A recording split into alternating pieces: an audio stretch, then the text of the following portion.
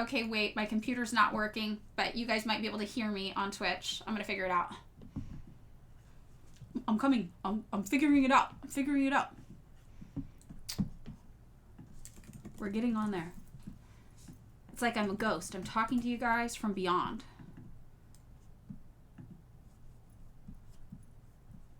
Yes, yes. Making progress. Fixing the issue. Yeah, we should finish up Tiananmen Square. We could definitely do that. Sorry, hold on. Ooh, there it is. Now let's connect you. We're getting Twitch up and going. Sorry, guys. Video. Properties.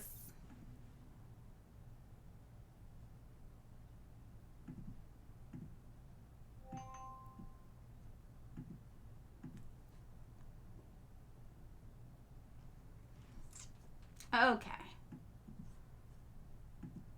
Hi, I'm here. I'm here. Yay! I'm here. I'm here. I'm here. Introducing your own first redeem. Yay! Okay, I'm here. Yeah, I got in trouble. I got CIA'd. They didn't like it. But then I appealed it, and then they were like, oh, okay, you're fine. You have a meeting at work, so here's the hydrates. Thanks. My bangs look like shit today. Jesus. The fuck? Okay, so I used to be an anarcho-syndicalist. I don't do that anymore for a reason. Marxist-Leninism all the way. But, I understand syndicalism. And, I get how people end up there. I don't think it's an irrational opinion. What happened earlier, I got cut off. I got CIA'd, yeah. Yeah, in communist China, they don't let you talk about Tiananmen. Meanwhile, in the United States, they don't let you talk about Tiananmen. Okay, I'm redeeming the hydrates for the Twitch streamers. And we'll finish up Tiananmen Square really fast. And then we'll get you guys to move over there. Lol. That's the way to troll me. I am Thelio, first time chat. Good at the troll. Mm-hmm.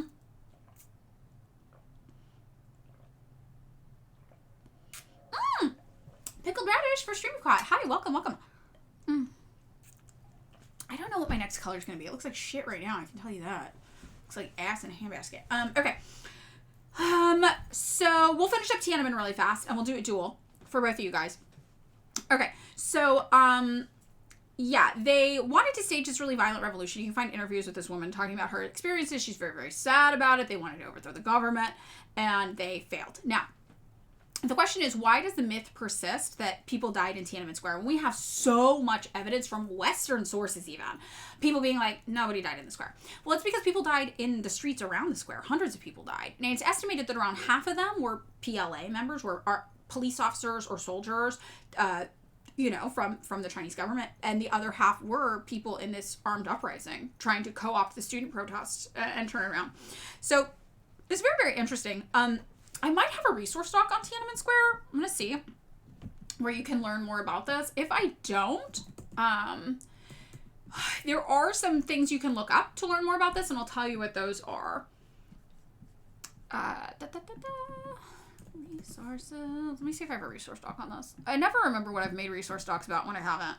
I do them so, out of nowhere, Tiananmen. No, I don't. Okay. Let me see if I can find the...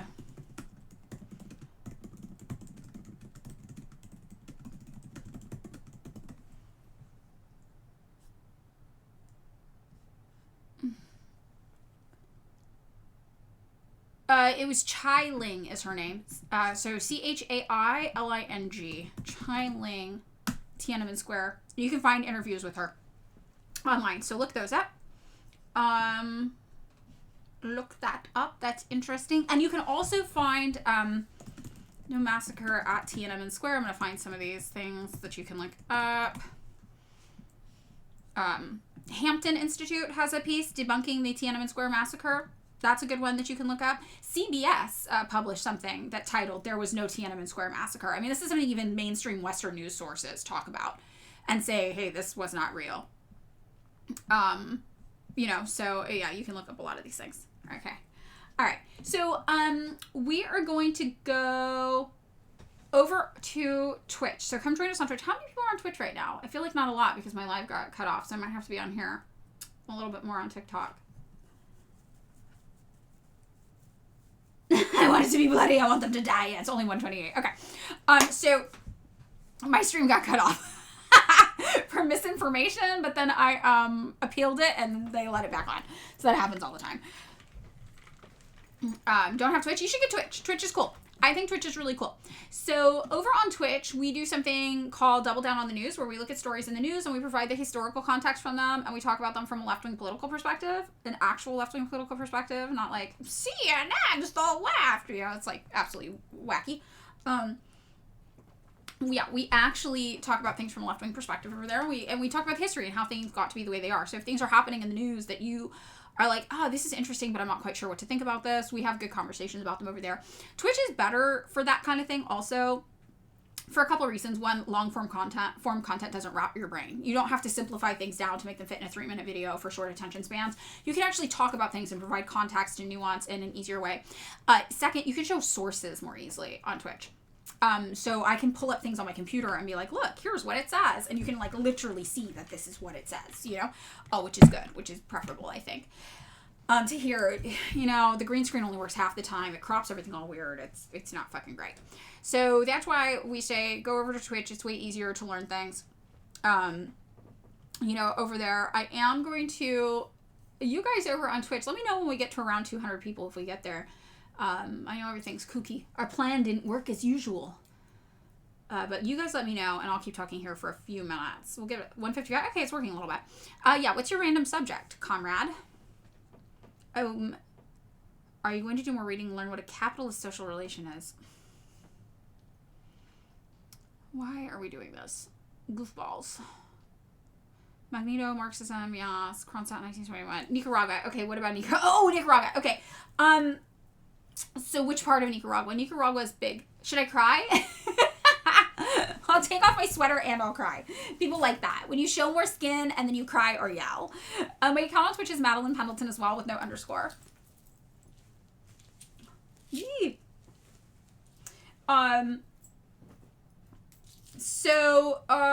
Yeah, I mean, Nicaragua is very interesting. That's a country we've been meddling in, obviously, for a very long time. We had a Western-backed dictator over there for years. And fun fact, one of my friends growing up, okay, I don't know if you guys know this, but I'm from Fresno. Fresno becomes like a dumping ground for the CIA. I don't know if you guys know that or not. So when the CIA manipulated a bunch of people in Laos into supporting them in fighting the communists in Vietnam, and then it totally backfired, and then everyone in Laos hated them for collaborating with the enemy, and they needed to be removed for their safety. That was the Hmong population. The Hmong population was dumped to 2 places in the United States. That's Minneapolis and Fresno. The CIA literally uses Fresno, California as a dumping ground for people.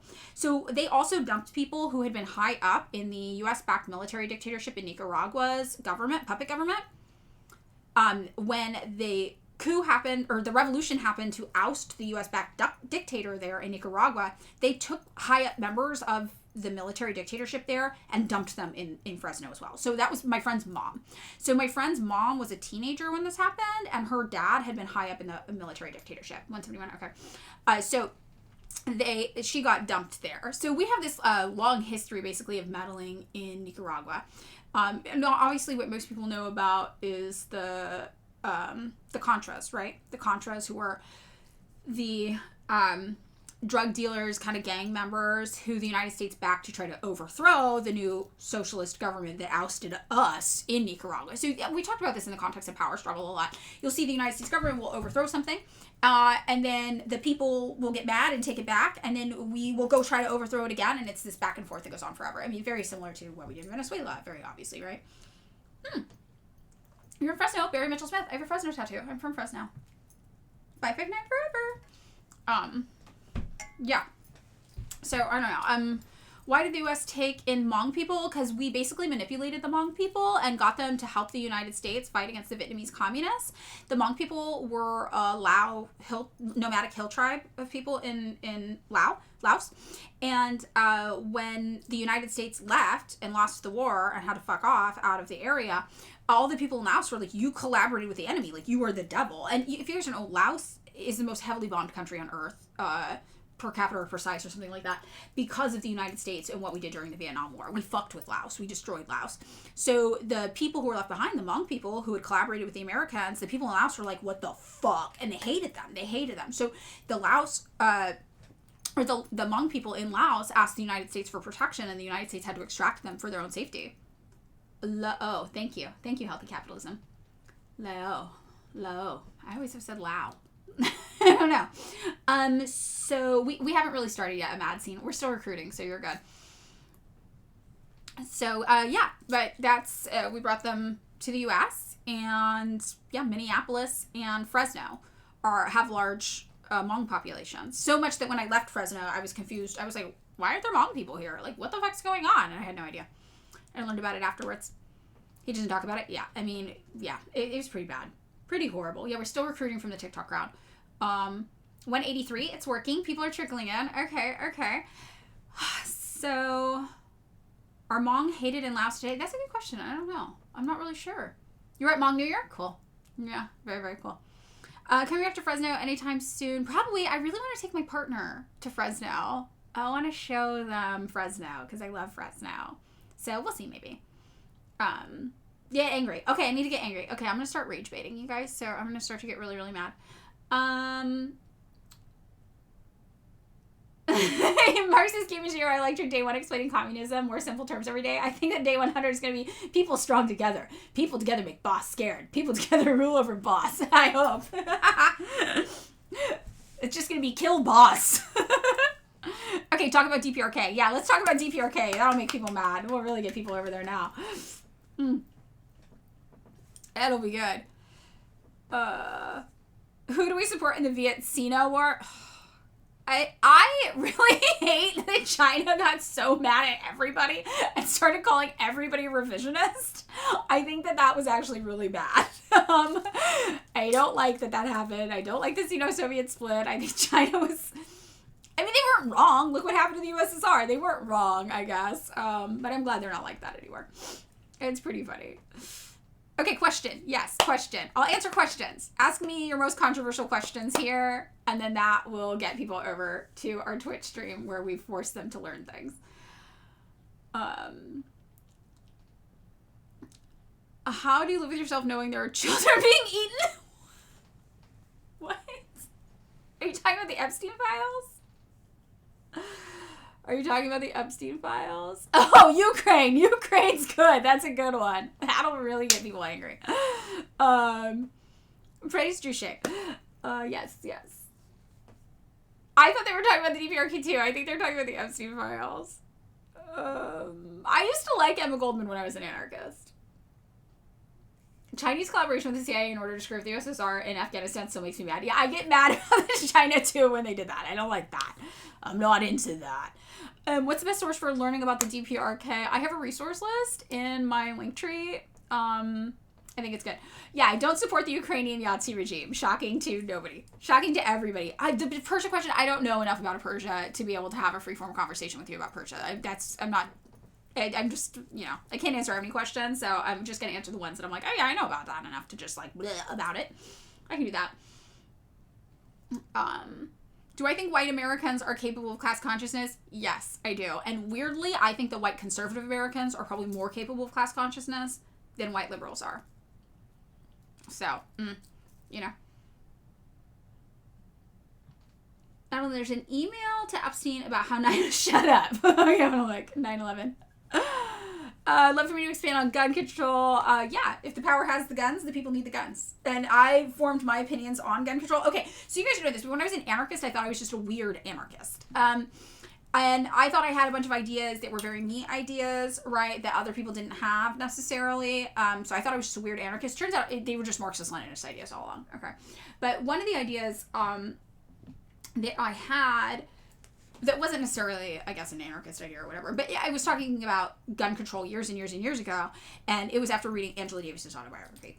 And she talks about how her dad used to have to stand armed guard in front of the house while she and her family slept at night so that the KKK cops didn't come burn their house down while they slept. And how her whole neighborhood, the dads had an armed militia looking out in the street, holding guns on the front porch, just so their families could sleep at night. And after I read that, it was pretty young, I was like maybe in 8th grade or something. I was like, if Angela Davis's dad needs a gun, like every worker needs a gun. Like this makes so much sense to me. So, yeah, that, and I grew up firing guns also for reference. Okay, how are we doing in there? How many people we got over there? Over there. Well, I read this email about 9/11. 188. Okay, we're getting close. I assume Epstein, I don't know, like Israeli spy, I assume he's worked with the Israeli government though on things. So it's pretty common. Rich people work with things like that all the time. All right, I'm reading this email. The new iterations of Ghislaine Maxwell. Who is this from or to?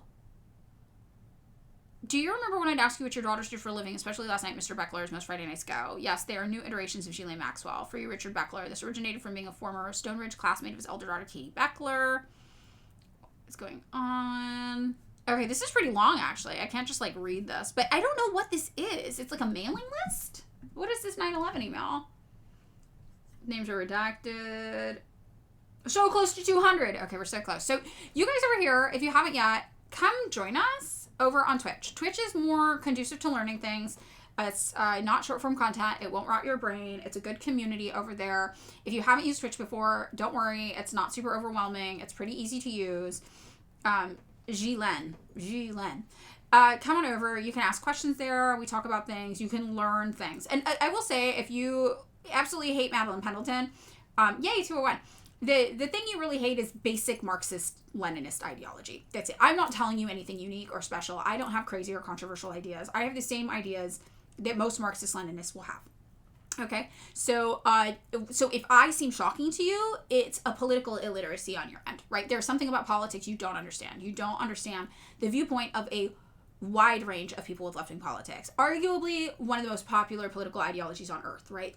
China has over 1 billion people in it. They are all Marxist-Leninists. So come join us to learn about it, because even if you aren't a Marxist, you aren't a Marxist-Leninist, it is embarrassing watching you guys completely fail to understand what capitalism is, what socialism is, what communism is, and they get very, very, very confused by basic left-wing political ideology. That's a gap in your knowledge base, right? So you should come over. You can learn. Even if you don't agree, you can learn what, again, the 1 billion people in China think about the world, what people outside of the United States think about the world, what is a pretty common, accepted, basic left-wing political ideology for every country that's not the United States, basically. So, you know, or some areas of Europe, right? So come on over. Yes, thank you. Ghost Pain posted the link. Yeah, we think North Korea is an authoritarian dictatorship. Yeah, exactly like that, Ben Darby. And Ben Darby, you're an old one. I remember your name. You've been doing this for like years at this point. Yeah. Karl Marx and Lenin did not really consider anarchist allies. No, that's not accurate. So come on over and we'll talk about it, and you guys can learn these things that are shocking to you because you are consuming Western slop media, but actually are not shocking to the rest of the world, right? My opinions, and you'll see a lot of people who actually follow me and engage with me, they live in the global south. They live in other countries. It's only the Westerners, the white Western countries, where people are flipping their shit, losing their minds about this stuff, because you've been so propagandized about Marxist-Leninism. This is considered very baseline, entry-level left-wing political ideology everywhere else in the world. We're just ignorant as fuck. And that's on purpose. That's not your fault. That's because our government structure wants you to be ignorant, right? You're ignorant! I'm yelling. I'm trying to yell to make it happen. So come on over, learn some things. All right, I'm going to hang up here. It's Madeline Pendleton on Twitch as well. Yes, I defend North Korea, and I'm not the only one, and this is what I'm talking about. It seems shocking to you guys because you're politically illiterate. You don't understand the history of Korea. You don't understand how to look at things from an analytical lens, and you don't understand what happens in North Korea today. Right? So it seems shocking to you. You're like, how could anybody say this? This is not that controversial of a statement, though, for anybody who actually knows about this. So you don't. You really don't, Ben Darby. So come on over to Twitch. You can yell at me about North Korea over there if you want all day long. We can talk about it. Ben Darby, what are you afraid of? Come join us on Twitch. Come on. And I'm going to hang up here, and we'll talk about everything and show info and evidence and go through things way better over there. All right? Okay. So I'm hanging up here. Join us on Twitch. Madeline Pendleton. Okay, hi, it's just us now. What's up, guys? How's it going? 222. Okay, yay. Hello. How is everybody? Did I miss anything interesting? Sometimes I go back and I export these videos to YouTube, and I look at the chat, and I'm like, oh my god, I missed that in the chat. I would have loved to reply to that. 232, Yay. Okay, you made it a Twitch account. Perfect. Hive mind in training. Awesome, awesome. Audio is good. Everything is good. Ignorant American hair. Yay. You know what? We all are. Now it's just the cool kids. We're at the cool kid table now. Hanging up here reminds me of three-way landline calls. Totally. I used to love three-way calling. Here from TikTok. Yay, yay, yay. Okay, let me look at, should Marxist-Leninist countries where guns are legal be advocating to legalize them? The relationship between the masses and the government is changed when you have a masses-led government. When you've had a worker revolution, your relationship changes dramatically. Here in the United States, marginalized people need guns to protect them from the police, right? That's what they need. The nature of policing changes, though, when you have a worker revolution and your government is actually working for you, not against you. And that's important to remember. Yeah, we were having 3 ways on the phone. Okay, wait. I want to check out this TikTok we got sent to ease us into this. So what we've been doing... Oh, yeah, okay. What we've been doing is a little chit-chat before we get into it, and then we do a poll about what we want to talk about for the day. So part of our chit-chat, we've got a TikTok to watch from Ghost in This Hell.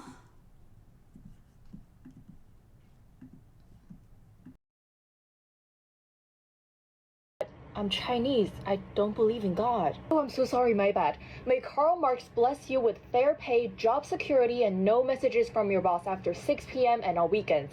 May Lenin bless you with discipline, clarity, and a strong leadership. May Newton's third law protect your heart. For every emotional labor you give, an equal and opposite effort must be returned. May Chairman Mao remind you that women hold up half the sky, and therefore you do not chase men. Happy Chinese New Year of the Horse. Thank you, comrade. Achoo! God bless. I love. Very, very good. Very good to get us going. Yeah, women hold up half the sky is a badass quote. Yes. Yes. Okay, we've got some... Oh, you've been collecting leaks, Virgo. Thank you, thank you. Virgo holds up half the sky. Okay, we've got Axios. We've got... Oh, I gotta close this. Okay, so... Zelensky's guys, Ukrainian public won't let him hand over Russia territory. Okay, Black Agenda report. Wait, I missed one. Hold on. Okay. Oh. Wait, Virgo, I think I'm missing one. Chairman Fork is the sky. We hold up half of Chairman Fork. I accidentally got 2 of the Axios Ukraine-Russia negotiations. Do I believe Italian people are politically submissive? What? Is this like a kink thing? Oh, I love this question. You know what? Yes.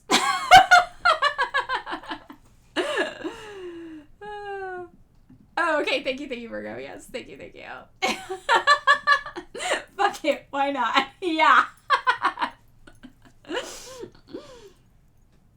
Yes. Oh, yeah. I remember when I played the DPRK torture video, but it was actually BDSM. Oh, I think it was the Uyghur torture video, but it was actually a BDSM gay club in Thailand, but then I didn't turn it off, so it was just the noise it was playing.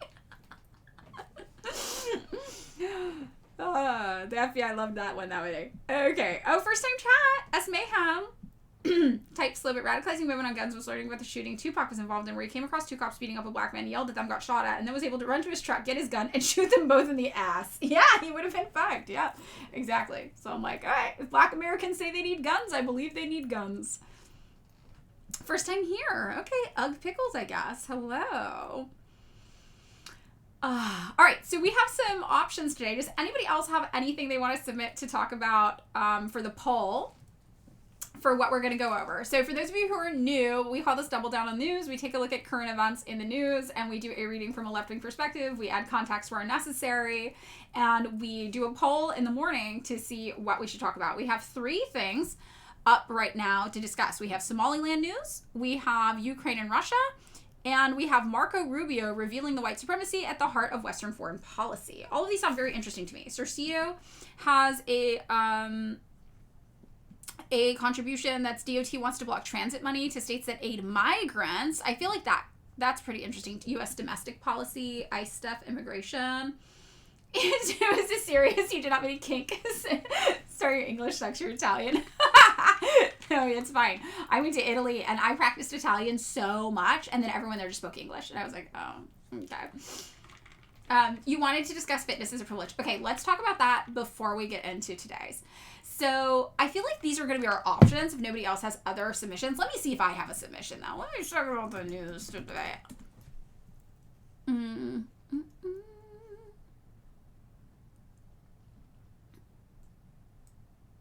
I'm looking.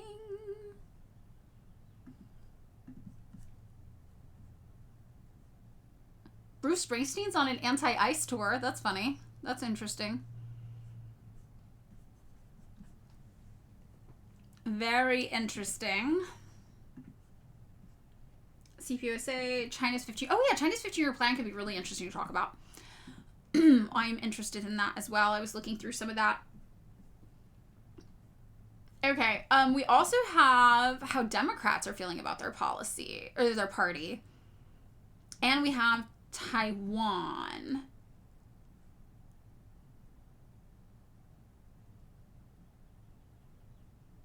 Billionaire Lex Wessner says he was duped by Jeffrey Epstein, a world-class con man. Yeah, sure. I bet you were. These people are all trying to claim that they were all just poor little idiots who were taken in by Jeffrey Epstein. Okay, so here's what I think. There's room for 5 options. All right, I think Ukraine. I think Somalia. I think domestic policy, and that can cover a few little stories. And I think Taiwan. And then the last one would be Marco Rubio foreign policy, just like general foreign policy ideas. Does that make sense? Is that 5? I think that's 5. So we're going to do an actual poll, so you guys can vote in the actual poll. And while the poll is running, we'll do some chit-chat.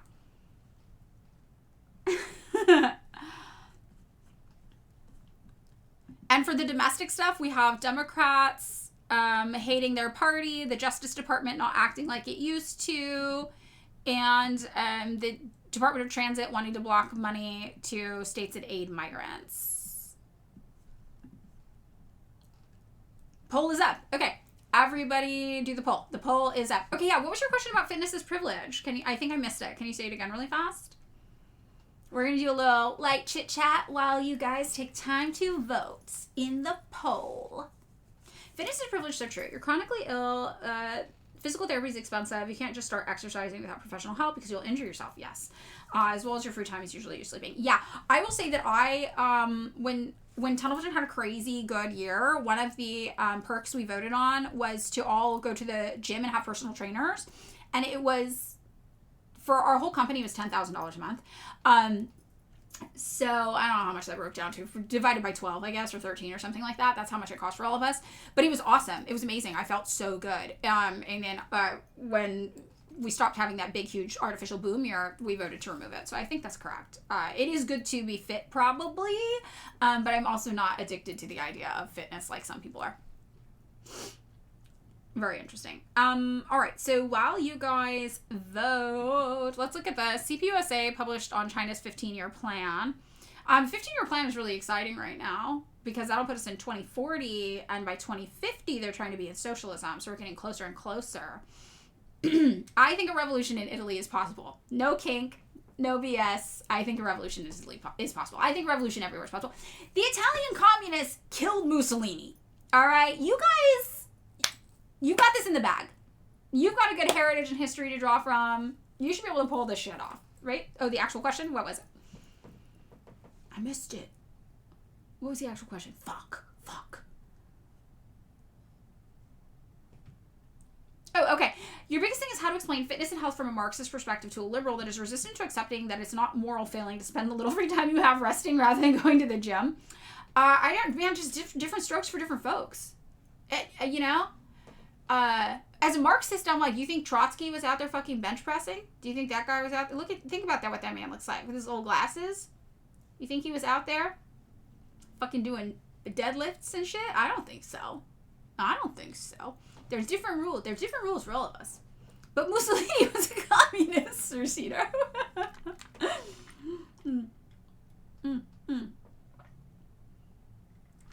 Huge lack of conversation about disability in Marxist basis IMO. I agree with you, Mick Lo-Fi. I think that is true. And I think, though, beyond that, you shouldn't have to be disabled to justify not wanting to work out. I just think if that's your main focus as a Marxist, I don't agree with that being a predominant focus, right? So, I'm not really sure. I think it's fine. I enjoyed it when I did it, but it's not for everybody, and I think that that's like a weird thing to focus on, right? Okay, Somalia won. Okay, cool. We'll talk about it.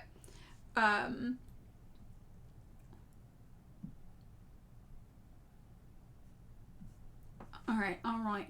You know, I'm also, you guys should know, I have a very strong body positivity bias. Like, that is very millennial of me, but I think it was one of the healthiest things that millennial culture, like, brought to mainstream pop culture. Because when I was growing up, people were literally dying from eating disorders. I mean, people die from eating disorders now, obviously. It's getting very, very popular to be skinny. To me, the most valuable thing you can be is alive, right? And anything that helps you be alive is good. And if you are in a position where you cannot focus on your body in that way because of it's in some way psychologically damaging to you or becomes a fixation that's unhealthy for you that could compromise your life, then stay the fuck away from that. That's not for you. That's good. Get away from it. The most important thing you could be is alive. So that's my general outlook. And I know that a lot of men in particular will, their version of eating disorder culture relies on like gym bro culture and fitness culture. So at the end of the day, I just think it's like, look, the way we all interpret our bodies and our idea of health and our idea of fitness and our relationship to that is so personal and individual. You can't mandate for someone else what their relationship with it is. And what's healthy for you might be unhealthy for somebody else. You do not know. And I will tell you this, I also lost a partner to suicide. And he was very, very, very physically healthy. He was vegan raw for like 20 years. He went running every single day. He was very, very, very physically fit. And then he committed suicide. He shot himself. And when his mom came over to the house right after it happened, we were both sitting there. We were both in a daze. We were so surprised. We did not see this fucking coming, right? She looked at me and she was like, he was so healthy. And for what? And I remember that because I'm like, it's true. He took so much care of his physical body. He did not take care of his mental health, which the onus isn't on him. You know, it's very, very hard. He had a lot going on. But, you know, and for what? And I really just think about that all the time. So we all have different ways and different levels with which we engage in all areas of health and well-being, mental health included. And I just don't think that it makes sense to try to project your personal relationship with it onto somebody else. Demencelia, my mom is a CrossFit coach, and she said that my issue is that I see the gym as a chore and that it is my me time, and I disagreed. I go to the gym for better heart health and mental health, and I sustained a lot of skateboarding injuries, so my joints are hurting now. My mom is naturally thin, has a lot of free time and financial freedom, so she labels me as inherently lazy for not going to the gym 4 to 5 hours a week. I mean, you have different priorities, right? That's not something, I would not love to go to a gym for 4 to 5 hours a week. Even when I had a personal trainer, I went twice a week. I went for like 2 hours a week, you know, and that was a lot. So yeah, I don't know. Just remember, people, I think anybody who takes these issues and moralizes them without having a comprehensive understanding that your relationship to that thing is different, you know, I think that you're not going to be able to get through to them, you know? So, like, how do you talk to somebody who's like, the gym is my life, the gym gives me life, being physically fit is everything to me, if you are a person who's like, if I conceive of my body in that way, it will trigger a downward slope of me getting heavily obsessed with calorie counting and watching my weight and thinness culture in a way that's ultimately could potentially kill me, like with an eating disorder. Eating disorders have some of the highest casualty rates out of any mental, I think it's the highest casualty rate out of any mental health disorder. It is very, very dangerous, and some people have that. And so how are you with these two experiences going to be able to talk to each other about that? And is it even worth it, right? So people have all sorts of different, and then again, if you're talking about disability, the payoff might not be worth it to you. You know, who knows? And it is expensive. I mean, there are things you can do that are free. You can go running. Obviously, you can do these things that are free, but also that might not just work for your brain. I fucking hate running. If somebody was like, Madeline, you need to get fit right now. Okay, I don't have money right now. So I would have to go run. I'm not going to fucking run. I'm sorry, I'm not going to do that. It's not realistic for me. So, okay. Let's get into talking about Somalia, right? Maybe let's get on to Somalia. We also do have the CPUSA thing that is interesting about China's 15-year plan. Maybe we can talk about it at the end if we have time. So, this Somaliland article we have going on here is from the Black Agenda Report. So this is obviously not a mainstream news report. We're going to be inherently getting a left-wing political perspective and a black-left political perspective on this. And this says, Israel's recognition of Somaliland is destabilizing Somalia and the Horn of Africa. And this is from today. So, there's a lot of Black Pan-Africanist kind of left-leaning groups that deal with each other a lot in reporting. Black Agenda Report will speak to these people a lot. Black Alliance for Peace. And Black Alliance for Peace is also a good place to get information from. And they all kind of work together quite a bit. And this person says, I spoke to the Black Alliance for Peace AFRICOM Watch Bulletin, and AFRICOM is the Africa Command of the U.S. military, for those of you who don't know. So they have something called the AFRICOM Watch Bulletin, where Black Alliance for Peace is paying attention to what AFRICOM, the United States military, is doing in Africa and talking about it. So the author says, I spoke to the Black Alliance for Peace AFRICOM Watch Bulletin about Israel's recognition of Somalia's secessionist state, which is further destabilizing the volatile Horn of Africa. Since 1991, a reactionary element in Somaliland has been attempting to secede from Somalia. And basically, they want to build this, like, capitalist utopia in Somaliland. We talked about this a few weeks ago, maybe last month. Yeah, AFRICOM is a lot like NATO, yeah. Those tensions were raised on December 26 when the Zionist entity many call Israel. I love that wording. So you can see we're getting an actual left-wing perspective here. So this is not very mainstream.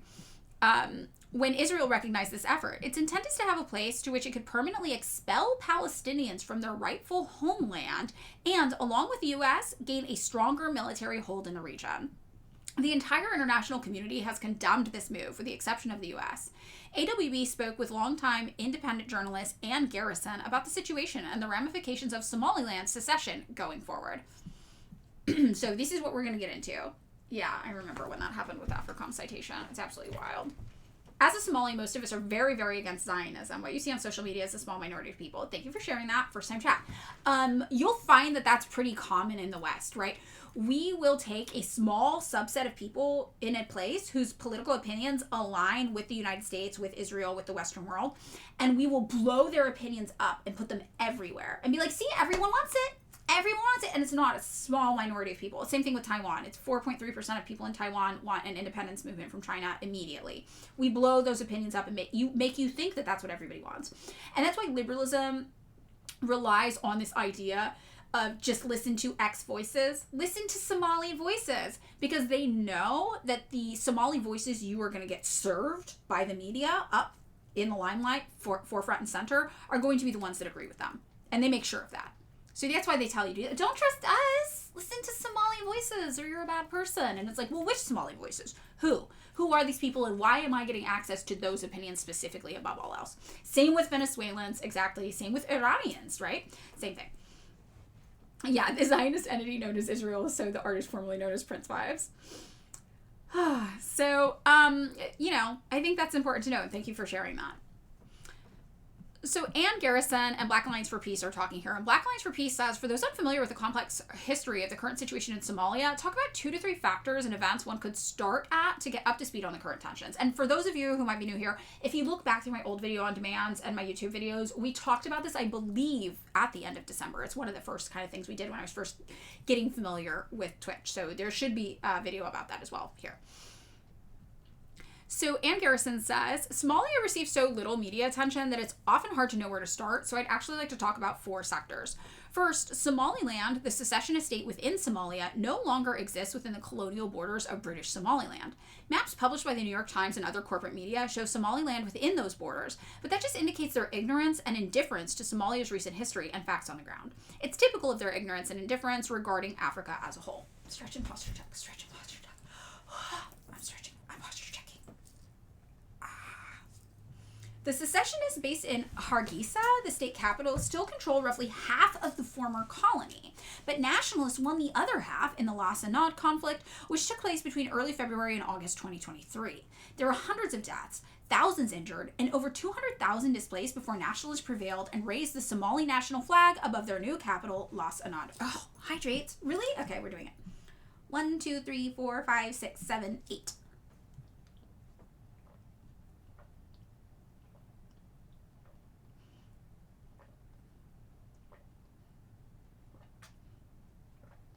Ghost in this hell, welcome. Welcome back. The border between the secessionists and the nationalists is still patrolled by armed forces on both sides, but nationalists maintain military and administrative control, and they elected an 83-member regional parliament. On July 31st, 2025, Mogadishu formally recognized the territory as Somalia's northeast state, one of its 7 federal member states. The nationalist victory makes it inaccurate to talk about Somaliland, because the secessionists in Hargeisa still claim that it now includes that northeast state. The quotation marks around Somaliland, which also you used, are the best solution for now.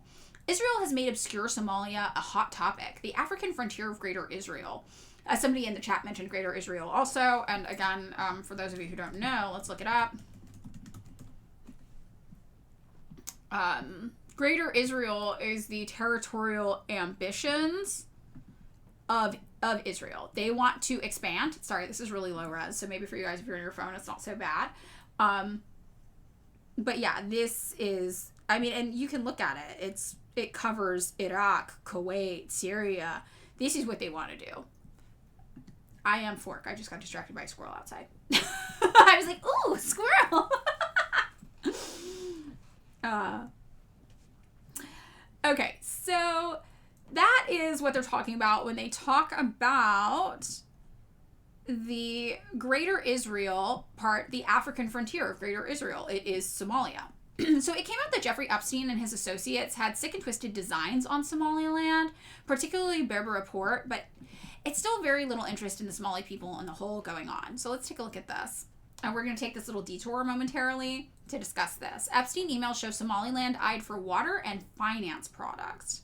And this was released probably February 1st of 2026. Newly released documents tied to convicted sex offender Jeffrey Epstein reveal that he and people in his circle discussed Somaliland for international recognition as well. Of course he's involved. Yeah, right? So all this shit's involved in everything. Its potential for finance, water, and studio projects, according to internal correspondence included in the files. The latest tranche of documents released by the U.S. Department of Justice includes one email exchange from April 2018, the year before Epstein's death, in which Sultan Ahmed bin Sulayem, the chief executive of Dubai-based trade company DP World, sent Epstein a file titled The Recognition of Somaliland, A Brief History .docx.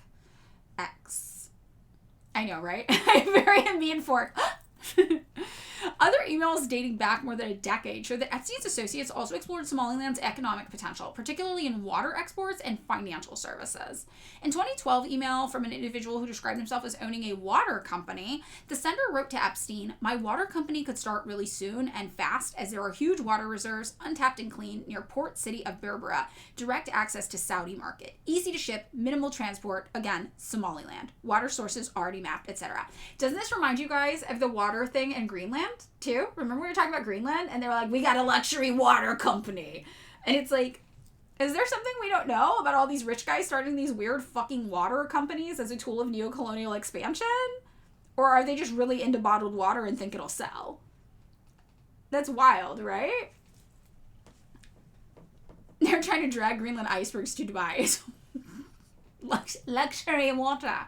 AI runs through water. I mean, yeah, so the AI thing in Greenland makes sense for the water thing too, but they're literally talking about bottled water. I don't understand. Untapped clean near, I'm like, okay, does it have to be clean for tech stuff? Are they actually doing bottled water? What is this? In another 2012 email, an unidentified individual proposed building a studio named Somaliwood Studios. The email stated, "But we could build a small studio in Somaliland and call it Somaliwood Studios. Imagine the cool filming, beaches, desert, etc. We can invite Muslim and all sorts of groups to film there. We can make it part of the mission to not avow anything immoral to be filmed there. Could do like Sesame Street type stuff, children's programming, etc. for African kids," the sender wrote. "I'm copying Jeffrey since he might also think this would be fun. In a separate 2013 email, the unidentified sender referenced an October 10th, 2013 Financial Times article warning that Somalia and the Republic of Somaliland could face disaster if Barclays halted money transfer services, noting that around half of their combined populations rely on remittances from relatives abroad for basic needs. The sender questioned why Middle Eastern banks had not developed diaspora-focused transfer systems, adding, "Seems like a huge financial opportunity." Somaliland has operated as a de facto self-governing entity since declaring independence from Somalia in 1991, but it has not received international recognition as a sovereign state. On December 26, Israel announced that it officially recognized Somaliland as an independent sovereign state, becoming the only country to do so. The move drew sharp criticism across the region. So this is what Ann Garrison was referencing here. So, again, just to recap, she says the first thing she wants you to know is that Somaliland no longer exists, right, within the colonial borders of British Somaliland. It's a territorial dispute situation. There's an area that was deemed a formal state of Somalia, and Somaliland is just kind of border unspecific to these regions. So that's the first thing that she wanted us to know. Now, the second thing that she wants us to know is that polarization around Israel, Palestine, and Somaliland will destabilize Somalia, the Horn of Africa, and the wider region. As you noted in your introduction, much of the world is incensed by the idea that Israel will expel survivors of the Gaza genocide to the secessionist state. It should be noted that Somalis, including many Somalilanders, are among the most incensed because they support the Palestinian people. Israeli and Hargeysa's announcement inspired protests across Somalia, but Hargeisa quickly suppressed protests in the area under its control. Somalia is one of 26 to 29 nations that have never recognized the State of Israel. North Korea is another one of them. Interesting. In late December 2025, Dr. Dan Diker, president of the Jerusalem Center for Security and Foreign Affairs, an Israeli think tank close to the Israeli government, stated in a Twitter discussion that Somaliland's leaders had made a very generous offer to absorb up to 1.5 million Palestinians, approved by Somaliland's president around December 20th, 2025. Saudi Arabia, Turkey, and Sudan all condemned Israel's recognition of the secessionist state and its presumed intent to exile Palestinians there. But Kenya, Ethiopia, and the UAE, all of which have increasingly closer ties with Israel, I was going to say, those are all the American-backed, those are all the AFRICOM buddy states in Africa, they've remained silent.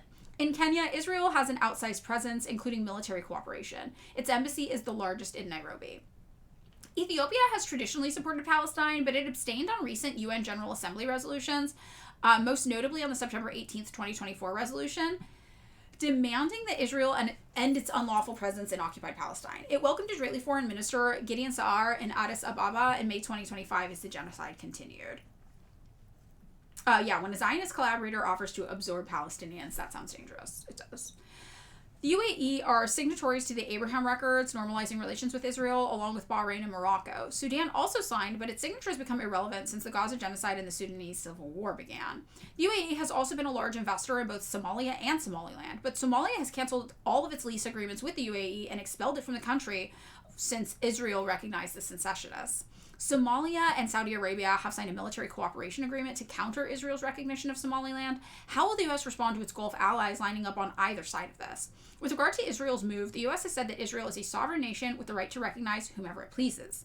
Somaliland has lobbyists in the U.S., including the Heritage Foundation, Texas Senator Ted Cruz, and Idaho Senator James Risch. Heritage Foundation's Project 2025 people. But the U.S. doesn't need to recognize Somaliland to get Berber Report and whatever else it needs strategically. Somaliland never says no to the U.S. as it is. So this is really, a U.S. Client state operating in Africa. And this is not the first one, but it's in the news right now, obviously, for specific reasons. The African Union has adamantly opposed Israel's recognition of Somaliland. Given all of these alliances and counter-alliances, it should be obvious that, as the Black Alliance for Peace wrote, Israel's action and U.S. blessing will further destabilize Somalia and the Horn of Africa. Because it's just going to create internal conflict there, right? Because so many people are, torn about this. The United States has been trying to infiltrate Africa for a long time, and we have sown political instability in Africa in order to turn different African countries in favor of us, so we can use them for strategic military positioning and things of that nature. So this is kind of another example of that, but it's also an example of how the countries we've converted to be sympathetic to our needs throughout Africa are now fighting with the countries we have not converted, which is very, very interesting as well. So the third thing that she wants to talk about is that Somaliland's Berbera port is a geostrategic prize. This is major. So the same place that the Epstein files, they were emailing each other about, there's a reason for that, right? This is going to be economically and strategically important to people. Hydrating more? Oh my god. The secessionist-controlled Berber report on Somalia's Gulf of Aden coast, where the Bab al-Mandeb Strait connects the Red Sea to the Arabian Sea and the Indian Ocean. Berbera sits at the interface of Europe, Africa, and Asia. 10 to 12% of the world's global maritime trade was passing through the Bab el-Mandeb, including roughly 10% of its oil until 2024, when Houthi rebels began attacking ships associated with Israel, causing a 50% decline and forcing cargo carriers to use much longer and more costly routes around the Cape of Good Hope. Recent reports say it's now dropped by 60%. Berbera is also, as you mentioned, an ideal location for firing on the Houthis, so military strategic, right? Just east of the Bab al-Mandeb Strait is the Strait of Hormuz, which we talked about, remember? Yesterday, I think we talked about how the Strait of Hormuz is this prime military thing because of Iran. So the United States is parking all of our warships and aircraft carriers and all this shit outside of the Strait of Hormuz. So all this stuff's connected. And the Strait of Hormuz connects the Persian Gulf to the Gulf of Oman, the Arabian Sea, and the Indian Ocean. Roughly 20% of the world's oil passes through the Strait of Hormuz, which Iran has threatened to close if attacked by the United States and Israel. So do you see how like the world is really cut up into these different alliances, these different factions? There's the US-backed factions who will go along with whatever we want. And there's the people who are opposing the US-backed factions. So when people are like, well, why do you guys not condemn Iran or Russia, even though their governments are not the governments you want as Marxists, it's because we recognize the reality of how the world is structured today. And, there are things that we don't like about those places, obviously. But we see that they are part of the counterbalance to whatever the fuck is happening here, right? So just east of the Bab al-Mandeb Strait is the Strait of Hormuz. We talked about that. There are major contested waters in the world, with choke points so critical that all of the world's major powers and some mid-level powers maintain a naval presence there. The US, France, China, Japan, and Italy have naval bases in Djibouti, a tiny nation on the Bab al-Mandeb between Eritrea and Somalia. But Djibouti's lease agreements stipulate that none of them can use these bases to attack another nation. The secessionists have not indicated that they would impose any such restrictions on bases in Berbera Port. Russia, just to indicate the significance of these waters, is reported to be negotiating with Sudan to build a base on its Red Sea coast. It's also reported that Eritrea may collaborate with Saudi Arabia to develop its Assab port, also on the Red Sea. The U.S. 2022 National Defense Authorization Act referred to Somaliland more than any actual African nation, describing plans to establish a U.S. military base in Berbera. Then and now, however, the U.S. has reiterated its respect for the territorial integrity of Somalia, even though it negotiates with the secessionists as if Somaliland were independent. So they're building another Israel in Africa, is what they're doing, right? That's what they're doing. So fourth, Somali society is organized into clans. The modern nation-state is a governance structure established in Europe after the 1648 Treaty of Westphalia. Europe imposed it on Africa, often trapping people who don't speak the same language or share the same ethnicity or clan into a single unfamiliar governance structure.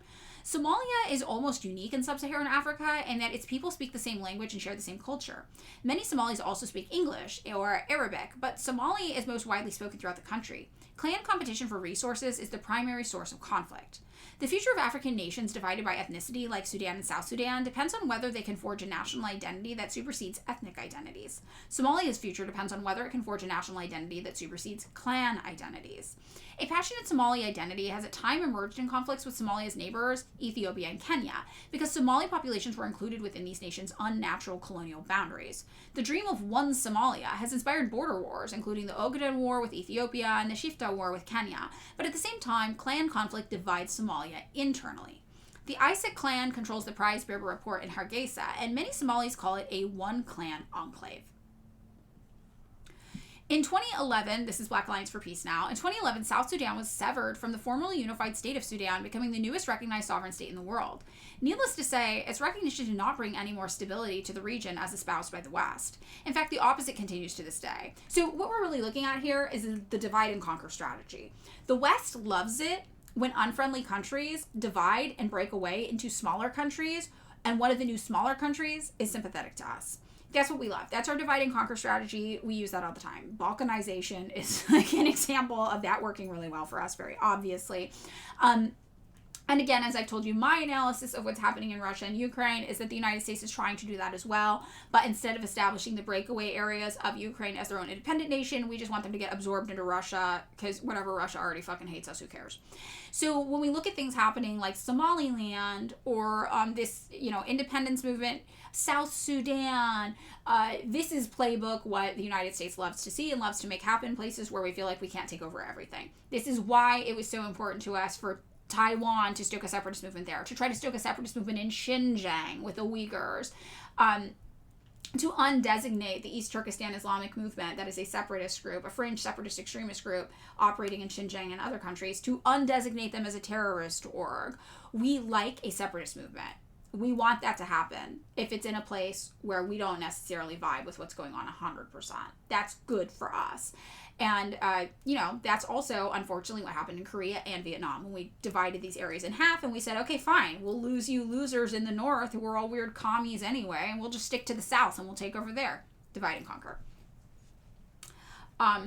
So this is the same thing they're talking about here. So when Black Alliance for Peace is like in 2011, South Sudan seceded from Sudan, and it's a newly recognized state, that's something the West punched for. That's something we wanted. And look, it didn't bring any stability.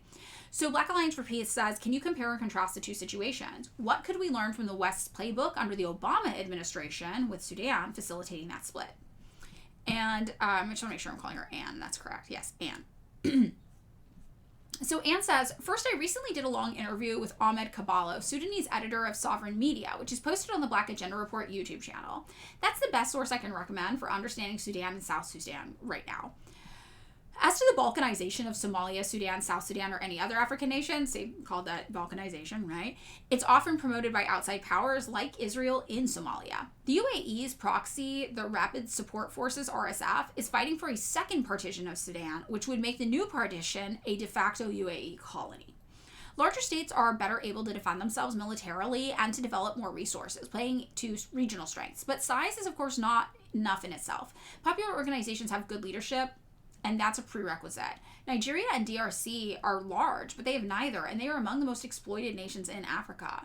In Sudan before partition, the grievances of the southern people were 100% legitimate. But as Ahmed said, if you have a corrupt military dictator like Omar al-Bashir, the solution is to get together to get rid of him and build something better that serves everyone. Sudan has become the world's worst humanitarian crisis since partition. South Sudan has become its poorest country. Sudan is in its second civil war, and South Sudan is in its second since partition. Now, just referencing back to the balkanization that happened obviously after the USSR, the thing is, political instability is bad and harmful.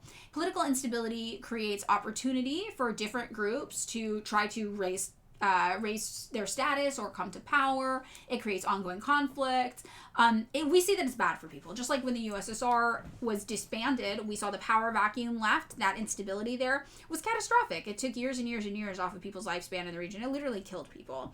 So that's what they're talking about here going on with Sudan and the balkanization of these areas here in Africa as well.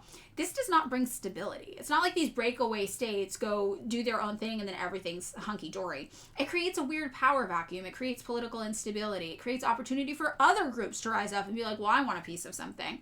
It doesn't solve these problems, right? It's only good for the West.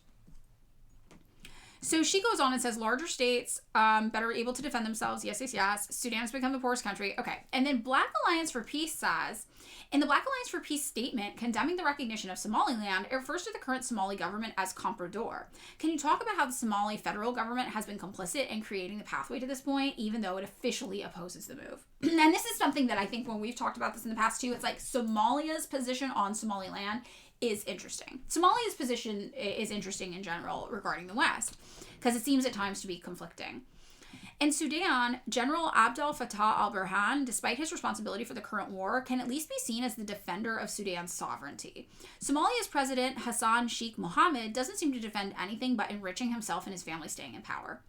He has not objected to the U.S.'s drone bombing campaigns, even as it accidentally hits innocent families, and despite its absolute failure for 19 years, during which al-Shabaab has only grown stronger.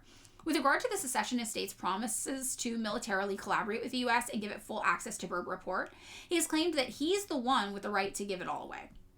The previous president, Mohammed Abdullahi Mohammed, aka Farmajo, understood that sovereignty required sovereign security forces. He sent Somali troops to train in Eritrea and tried to negotiate a timetable for foreign forces' departure.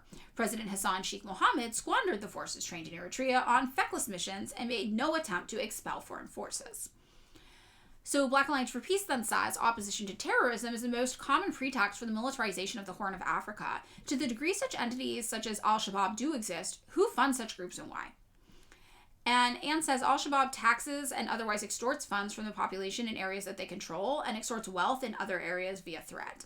Countries looking for a strategic edge in Somalia also fund Al-Shabaab. The US and UK have been known to acquire intelligence from Al-Shabaab assets, and intelligence isn't free. So we can assume we are working with these people and funding them. Black Alliance for Peace then asks, what would Somaliland independence mean for neighboring Ethiopia, and what role has that country played in arriving at this point in the situation? And Anne says Ethiopia is a large landlocked nation determined to gain sovereign sea access. The sea might have been negotiated during the period between 2018 and 2020 after Somalia, Ethiopia, and Eritrea signed a regional agreement to collaborate on security, culture, and regional trade and development. The U.S. undermined that agreement by backing the TPLF in northern Ethiopia conflict and moving to replace Farmajo with Hassan Sheikh Mohammed. In January 2024, Ethiopia outraged Somali nationalists by signing an MOU with Somaliland to lease a stretch of its coast for a commercial port and naval base. And remember, this would be doing a deal with a country that people don't even know if it's a real country. Ethiopia reportedly agreed to recognize Somaliland in exchange, but the details of the MOU were never revealed and it was never implemented. So this is pretty controversial, obviously. Somaliland can't hope to become a UN member state because China would veto its application in the Security Council. It might become a quasi-state like Kosovo, which is recognized by NATO nations but not by Russia. Also not by China or the UN. That might reduce resistance to Ethiopia's lease on that stretch of its coast. Misuva says neo-colonial empires seek to control reigns by breaking them into small states, not just so their individual military forces are weaker, but also so that different states in the region have to compete with each other to lower the prices of their exports as much as possible. This is especially visible in the Caribbean, Central America, and West Africa, as described by Kwame Nkrumah in Neo-Colonialism. Yes, great addition. Thank you for that. Now, Black Alliance for Peace asks, why should people in the U.S., especially working class Africans, care about what's going on in Somalia? And how do the current attacks on Somali community living in the U.S. tie into all of this? And remember what we've said. Department of Homeland Security oversees ICE. They also are responsible for some elements of foreign policy as well. So what we see is that ICE at home is the domestic arm of the military apparatus of the U.S. government abroad. So when we start demonizing Somali people here in the U.S., it's because we want to back Somaliland leaving Somalia in Africa. These are the kinds of connections. When we start demonizing Venezuelans and saying they're all drug dealers, it's because we want to accuse the Venezuelan president of drug trafficking. So this is really the function of ICE, and also why Democrats will not get rid of ICE. ICE now operates as a domestic propaganda arm for our U.S. military missions abroad, and they need it. Both Democrats and Republicans need it, and that's how they use it, and that's how they have used it, right? So this whole thing going on with Minnesota and Somalia, Somali residents of Minnesota, oh, they're scammers, they're fraud, they're the bad guys, they're bad. It's because now when you read about Somalia and Somaliland, and you're like, well, of course these people want to break away from those scamming fraudsters. Right? And this is the way that we export white supremacy in our foreign policy, and we internalize white supremacy in our domestic policy as well. So Somaliland, yes, can't become a member state. What does that mean, though, for Americans, working class Africans? What do we do with this? So Anne said Malcolm X says that the African struggle is global, shifting his focus from purely American civil rights to a struggle against colonialism and imperialism. I couldn't say it better, and of course working class Americans have most reason to care because those in what Black Agenda Report calls the Black misleadership class have long since abandoned the struggle for African liberation. The rest of the anti-imperialist movement in the U.S. should of course oppose U.S. aggression in Somalia and everywhere else. As for Trump's ugly attack on Somali Americans, they degrade him and all the Americans applauding, but they also give him an excuse for whatever he wants to do in Somalia. If it's not even a country, then why should he respect its sovereignty? And then, yeah, that's about it. This is 2,500 words, as much as Black Agenda Report can publish. I wrote 3,500, so maybe you can publish the long version of this on the website. All right. Cars hitting us with the tweet to end off this. Okay. 2018. Elon Musk telling us he's a socialist. Great. I love it. We love to see it. So, what do we think about all this? What are we thinking here about when we look at this divide and conquer technique being used in Africa? When we look at AFRICOM's designs on Africa as a continent, when we contextualize this into the idea of Greater Israel wanting to expand, like, all of these issues are so related, and it can be so frustrating trying to pretend like they are individual issues when we see that they are not. You know, a lot of people mistakenly believe that Israel controls the United States. The reality is that the United States controls Israel. Israel is a project made in the United States kind of image. And we use Israel as a strategic military base. So everything Israel is doing, we're backing. We want them to do it. We're supporting them doing it. And that includes Israel's plans for a greater territory expansion. That would only serve to benefit us. Because Israel is an ally of ours, because we use them as a military base, Israel increasing its territory means the U.S. increases its territory by proxy. And Somaliland is another example of that. If we can create a new Israel in Africa that is Somaliland, that is like the United States expanding its territory there, because now we have an ally there that we can probably use as a military base in the region as well. So, you know, I think that trying to explain to people how these are interconnected issues can be hard because your eyes can glaze over. You're like, what's doing what? What faction is supported by who? Who is paying what? So I think really the most simplified way to explain these things is in terms that people understand. They want to build an Israel in Africa, right? It's not necessarily ethnic, but it's not like an ethno-state, but it is something that they want to build that's an outpost for the West in Africa. And that's what they want to do. And that's what they're interested in is. And you can use the Jeffrey Epstein thing too. Jeffrey Epstein and his rich guy friends want to build a new Israel in Africa so that they can make money off of it and use it as a military base to advance Western interests. This is a kind of simplified language, I think, is easy to explain this shit to people. Another client state project. And to draw the connection that this is what we do. This isn't new. This is what we want to do with Taiwan. This is what we did with South Korea. This is what we do. This is what we do all around the globe. So, you know. All right, so let's take a second, little palate cleanser, to talk about Elon Musk being a socialist. And somebody said the Grimes Karl Marx photo shoot, which I'm sure we all remember. It's great. This was her photo shoot she did. And you know what's funny is I know people who know her, and everybody says she's actually a very nice person, just kind of a disaffected rich girl ding-dong who doesn't understand things. So when this came out, I was like, I get it. Everyone's like, she's really nice, actually. Oh, does Grimes use they pronouns, actually? I think Grimes uses they pronouns. So they're really nice, but just, like, rich. Just the ding-dong disconnection from everything that comes with being rich.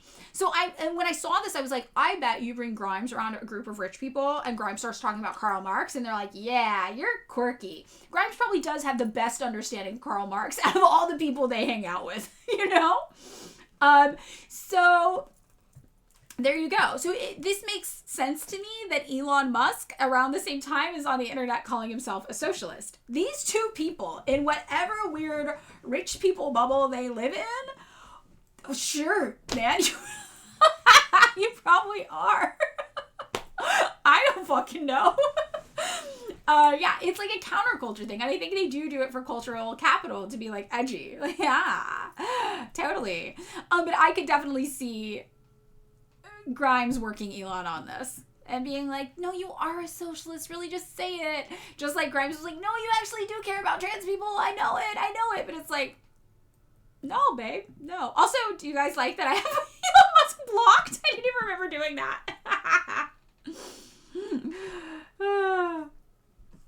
It's so wild. But yeah, you know, this was a beautiful moment for us as a culture. I liked it. I like it when interesting things happen, and nobody can tell me this was not an interesting moment. What year? Oh, so this was 2021 that this happened, and this is 2018. When did they start dating? I remember this because it was 2018. Okay, see?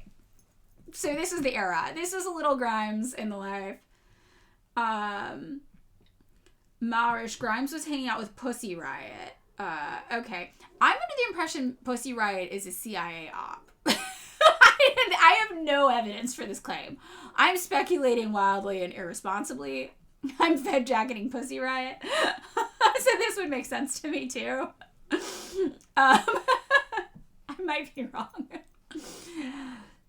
I don't really do the theme today. I feel like it's your duty as a Portuguese chatter to warn that the Portuguese guy that went to North Korea that you're reading the interview about last time is weird as hell, recording himself with juice boxes, liking juice box emoji comments. Okay, all right. Grimes does have kids, and they had one through a surrogate, I believe. Pussy Riot. Okay, well, a little pop culture moment. Hold on. So, Elon Musk and Grimes start dating in 2018 because they have this weird fucking loser dork tweet that comes out that they both relate to about some philosopher. This picture, sorry, it's low res for the people on the camera, hits the internet like wildfire in 2018. This is the Tesla logo as a choker, and they look like cartoon supervillain couple, right? Like, how do you look at these people and not think this is a cartoon supervillain couple? I don't understand. Right, so this is what's happening here. And then this is around the same time that Elon Musk is on Twitter saying shit like, by the way, I am a socialist. Just not the kind that shifts resources from most productive to least productive, pretending to do good while actually causing harm. True socialism seeks the greatest good for all. And this is such a rich guy thing, like, oh, words have meaning? That doesn't apply to me. I invent what I think words mean, actually. Which is very, very funny. And then, of course, 3 years later, we get this gem coming out of Grimes reading the Communist Manifesto. I love this. This is such an interesting arc for us culturally. You never noticed the choker was a Tesla logo? Oh, yeah. Oh, no, like real evil supervillain shit. I'm like, oh. Very, very fascist. Very, very, very fucking weird. Okay, so then Pussy Riot, meanwhile, when was this? 2011. Okay, this happened where it was supposed to be a riot girl band in Russia fighting against depression. And very often their boobs were out and they were wearing balaclavas. What is this article? Pussy Riot was carefully calibrated for protest. And they became very, very famous internationally for hating Putin. That was their whole thing. And they got very, very popular. Madonna has worn Pussy Riot's name on her bare skin. And they were huge. This hit the United States.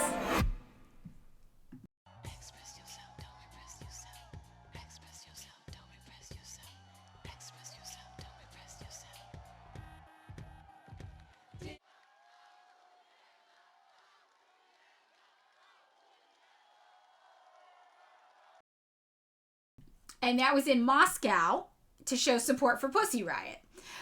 So, yeah, this was what was going on with Pussy Riot for anybody who did not know about this. They were founded in 2011. The members, there were 3 of them. They were sentenced on August 17th, my birthday, to 2 years each in a prison for staging a flash protest against President Putin in Moscow's main Orthodox cathedral in February. So they just showed their boobs. This just feels like such a CIA interpretation of feminism.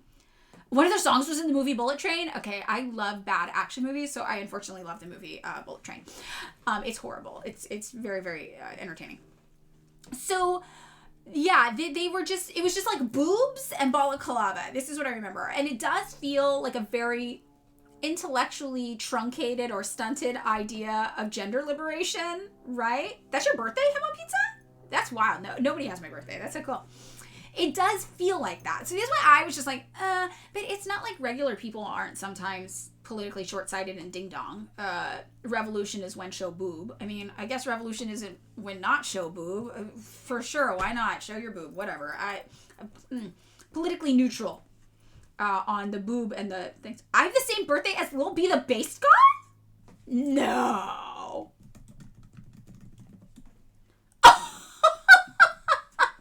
But I'm 3 years older than him. Love. Also, I love that you just knew that. I love that you're just walking around with a little bee's birthday in your mind. That is so cool. Awesome. Wasn't he the weird racist? Who was the weird racist? I missed it. Alexei Navalny? Is that who it is? On the booba question. I mean, it's like it's fine. But it just seems like they should have more of a political statement than boob, I would guess, if they're a punk band. Right? You have the same birthday as Tupac? That's a big flex. That's really good. The group is so digestible to Western audiences, yes. The choppy performance that got its members arrested could have just as easily taken place in an undergrad art school, where the corresponding video might have been mocked for its low production value or turned up in a flashback episode of HBO Girls. Instead, when it made the rounds online, it found eager and sympathetic spectators with an instant distribution channel aided by social media. Let's take a look at this. I don't remember this video.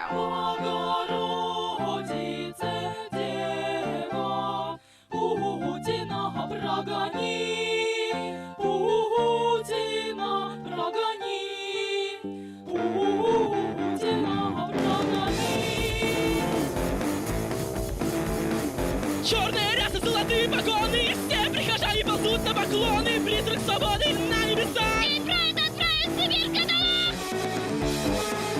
Глубоко глубее их главный седой ведет протестующих снова конвой, чтобы святейшего не оскорбить. Женщинам нужно рожать и любить. Страсть, страсть, страсть Господня, страсть, страсть, страсть Господня, страсть, страсть, страсть Господня, страсть, страсть, страсть Господня.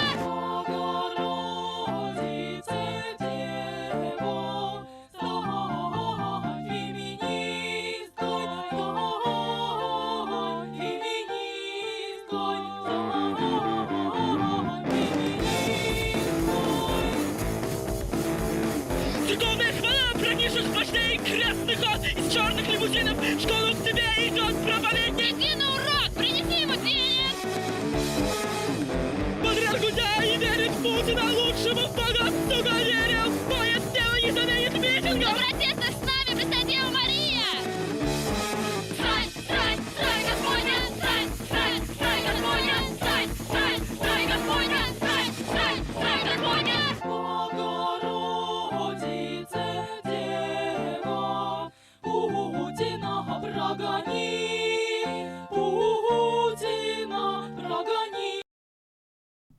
We made Virgo leave. I'm so sorry, Virgo. Bye, Virgo. Thank you for hanging out.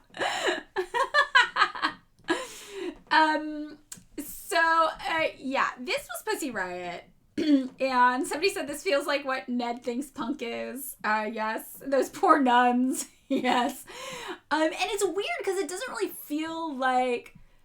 It feels like this is more of a rejection of Catholicism than anything else, and I don't think of Russia as Catholicism being particularly important to Russian politics. They were just harassing people in church. Yeah, they were just harassing people in church the whole time. Do I think a revolution could be achieved easier if all communist books and propaganda were made by Kermit the Frog? Repeat question. Yes. Actually, Seize the Means shirts has started using puppets. Have you seen this? Have you guys seen this? Oh, it's an Orthodox church. Russian Orthodox? Okay, maybe. I just didn't think that the church was super active in contemporary Russian politics. But maybe I'm wrong. Okay, wait, let me show you. We're doing ADHD hop around.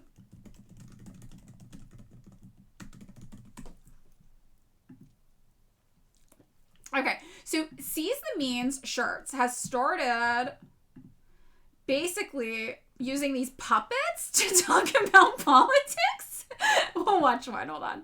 Senate Democrats have agreed to fund DHS for 2 more weeks. Chuck Schumer says they'll negotiate and somehow get Republicans to agree to modest proposal to slightly reform ICE. Reform ICE? The problem is that by allowing the funding, they've given up their bargaining chip. Oh my God, you know what I just realized? No one is coming to save us!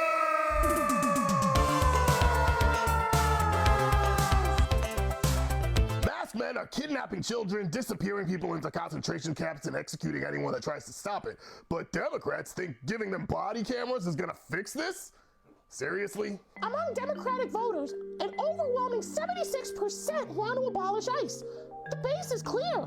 But once again, party leadership is wildly out of touch with its own voters. What did we expect from the party that unapologetically committed genocide while lying to all of us about working tirelessly for a ceasefire? Across the country, millions have now protested ICE at thousands of events. And these massive crowds aren't pushing for minor reforms. The crowds want ICE abolished. They want the murderous agents prosecuted, and they want DHS torn down. The masses want a bold, decisive fight against fascism, not symbolic milquetoast resistance that talks a big game but fails to meet this moment with necessary action. The abolition of ICE is a clear stance that we can and must organize around. The brave people on the ground in Minneapolis are showing us how to fight back against Trump's attacks while Democrats do absolutely nothing for them. Tenants across the Twin Cities have formed a historic area-wide tenant union to support one another. Multiple neighborhoods have set up barricades where neighbors are let through, but ICE and CPB are not. And we have seen massive series of walkouts, sickouts, business closures, and demonstrations against ICE terror. We need to reject the idea that fascism can be appeased. Reject the idea that fascism can be reformed. Reject the idea that you should placate yourself and limit the horizons of your resistance in the face of fascists laying siege to communities around the country. Join your local ICE Watch. Get plugged into organizing. Find the people doing the vital work and figure out how you can aid their efforts. The time to meaningfully resist is right now. And the people who must meaningfully resist are you and me. No one is coming to save us, but we can come together and save one another!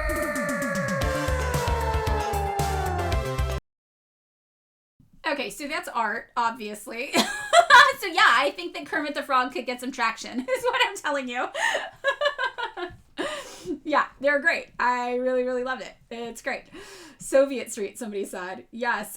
First time chat muffins, aka you got 600k likes on one recently, so puppets may be the answer. I really think it is. We actually have to talk to these people like they're children. So back on the subject of Pussy Riot, though. Somebody was saying, like, they always say the right to protest their government for sure, and they can be bad at protesting. And this is the thing. It's hard sometimes to tell if something is a psyop or just genuinely people who haven't read enough theory, right? You know? Like, is that just actually the state of Riot Girl today? Where they just go into a church and they're like, we're going to show our boobs in church. Fuck yeah, that's punk rock. You know? When I was 14, my friends and I might have thought that was punk rock. Who knows?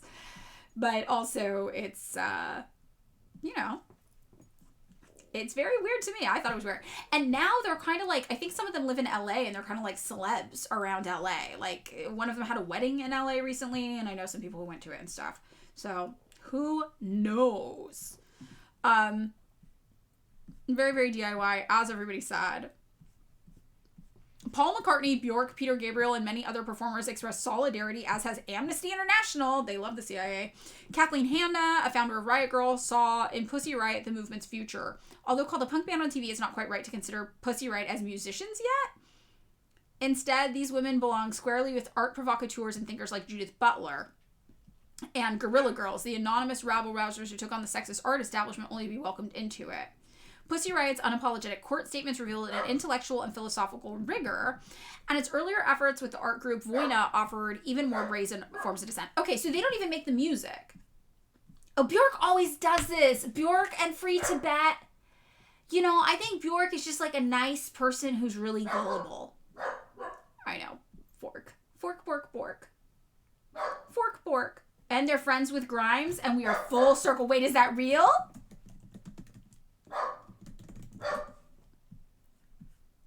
Okay, Nadia. Yes, it's Nadia. Yes, right? People are just realizing how fucked up Russia is. Claire, you live in Canada. Like, what are you talking? You're Canadian.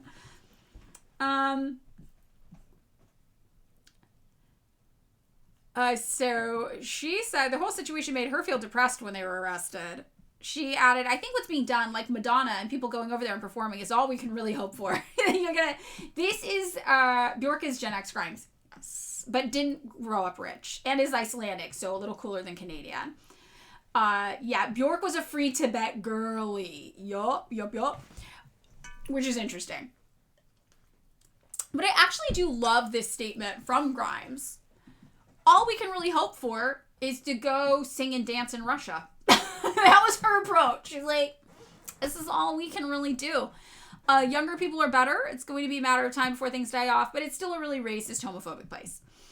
Grimes was speaking to NME at Summer Sonic Festival in Japan over the weekend. She told NME that her first set of the event was doomed from the start. Blah, blah, blah. Okay, so that's it.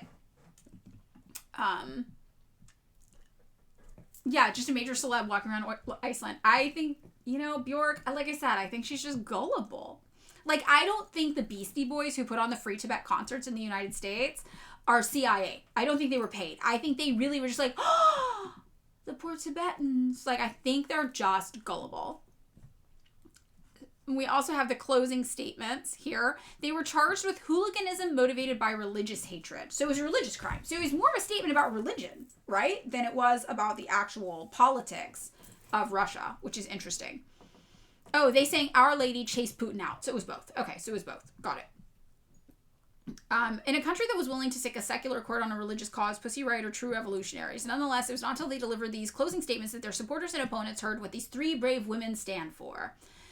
So should we read part of the closing statements? Should we read the one paragraph of each of their closing statements? Should we do it? Let's do it. We're going to do it. We're going to read one paragraph each. It is wild that they're friends then with Grimes. And this is the thing. It's like this really like light surface level activism thing that gets a lot of like cultural weight. Elon Musk saying he's a socialist. Grimes posing for pictures with Karl Marx book. Right? Pussy Riot. Being like Russia bad. These kinds of things get passed off as activism in our culture. And this is what liberalism gives you. This is what liberalism tells you rebellion is. Okay, Malrish, you don't actually think they're CIA. You think they're anarchists, therefore land on a lot of liberalism. That also, that makes sense. Okay. That totally makes sense. Yeah, Russia isn't even highly Catholic. The Catholic Church is literally small in Russia. That's what I thought. Topping Taylor, I also thought that. Oh, Vorlo's rating with a party of 12. Yay! Hi, Raiders! Hello, welcome. Raiders, we are talking about Pussy Riot and Grimes. Welcome. And Bjork. Unfortunately also about Bjork. Hello. Welcome. So we're currently reading the closing statements of Pussy Riot and talking about the memification of resistance, I guess, right, in pop culture. So Yekaterina Samutsevich says that Christ, the Savior Cathedral, has become a significant symbol in the political strategy of the authorities was clear to many thinking people when Vladimir Putin's former KGB colleague, Kirill Gundyaev, took over as leader of the Russian Orthodox Church. After this happened, Christ the Savior Cathedral began to openly be used as a flashy backdrop for the politics of the security forces, which are the main source of political power in Russia. Okay, so they had a political reason for choosing this. Why did Putin feel the need to exploit the Orthodox religion and its aesthetic? After all, he could have just employed his own far more secular tools of power, for example, the state-controlled corporations or his menacing police system or his obedient judicial system. It may be that the harsh failed policies of Putin's government, that incident with the submarine Kursk, the bombings of civilians in broad daylight, and other unpleasant moments in his political career forced him to ponder the fact that it was high time to resign, that otherwise the citizens of Russia would help him do this. Apparently it was then that he felt the need for more persuasive, transcendent guarantees of his long tenure at the pinnacle of power. It was then that it became necessary to make use of the aesthetic and the Orthodox religion, which is historically associated with the heyday of Imperial Russia, where power came not from earthly manifestations such as democratic elections and civil society, but from God himself. Okay, so this is really interesting. This feels very art school. It does feel very art school, right?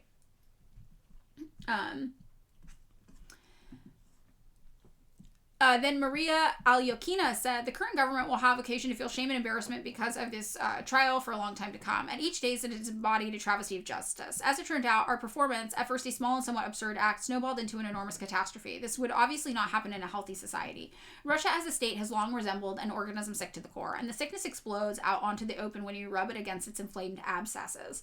At first and for a long time, the sickness gets hushed up in the public, but eventually it finds resolution through dialogue. And look, this is the kind of dialogue that our government is capable of.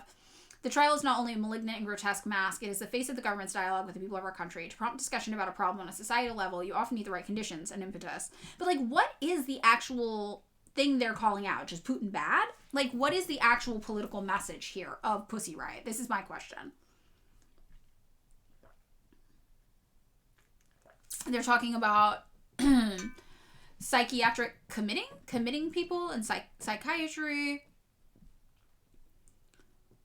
I don't know. This kind of feels like when we had the Occupy protests. Why is the Orthodox aesthetic used by radical neo-Nazi youth? Is it? Is it used by that? It's all just freedom of speech. It was about freedom of speech. Okay. There was a huge anti-LGBT push at the time, but they're not really talking about gay rights like at all in this at all.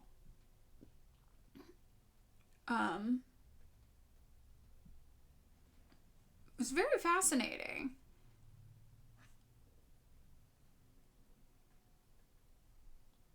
This is about Putin engendering chaos. This is about the Orthodox Church. Okay. Oh, hi, Mr. Terrible Man. Hello. It's very interesting. Okay, so this is what was going on with Pussy Riot. Yeah, it could be like a general performative activism thing. I mean, it's not like, look, if I lived in Russia, I'm sure I'd have complaints about the Russian government. I live in the United States, I have complaints about the United States government. I feel like no matter where I lived, I would have complaints about the government because that's the kind of person I am, right? I'm like, well, nah. And that's why I really liked Loyal Citizens of Pyongyang, that documentary, because the guy who's in that documentary reminds me of me. And like, if you've seen him talk, if you've seen that documentary, he's always like, well, you know, I figured my government was full of shit and I wanted to go out and see the world and blah, blah, blah, blah, blah.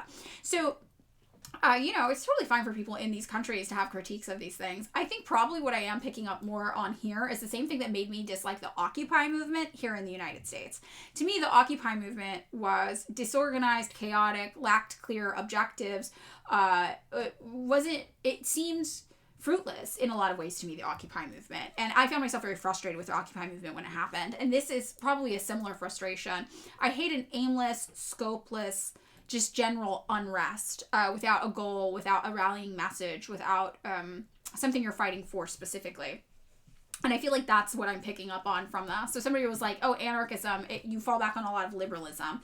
And it's true. It's just this general idea of freedom. I want to be free. And it's like, well, you can't really just do things because freedom. Like, what does freedom mean to you? What are you not free to do? What are the specific things that you have issue with? And are those things universal? Are they shared? You know, how do you express that? And like, just freedom as a concept, freedom, democracy, these are buzzwords used by liberalism all the time. And it is very, very sad because a lot of anarchist ideology picks up on liberalism in those ways. They also value freedom abstractly. But when you get down to it, freedom is interpreted so many different ways that you can't just generally protest for a concept, right? Or it doesn't go very far. Or maybe it's so not specific that it makes it highly palatable. You know, freedom from what to do what, exactly.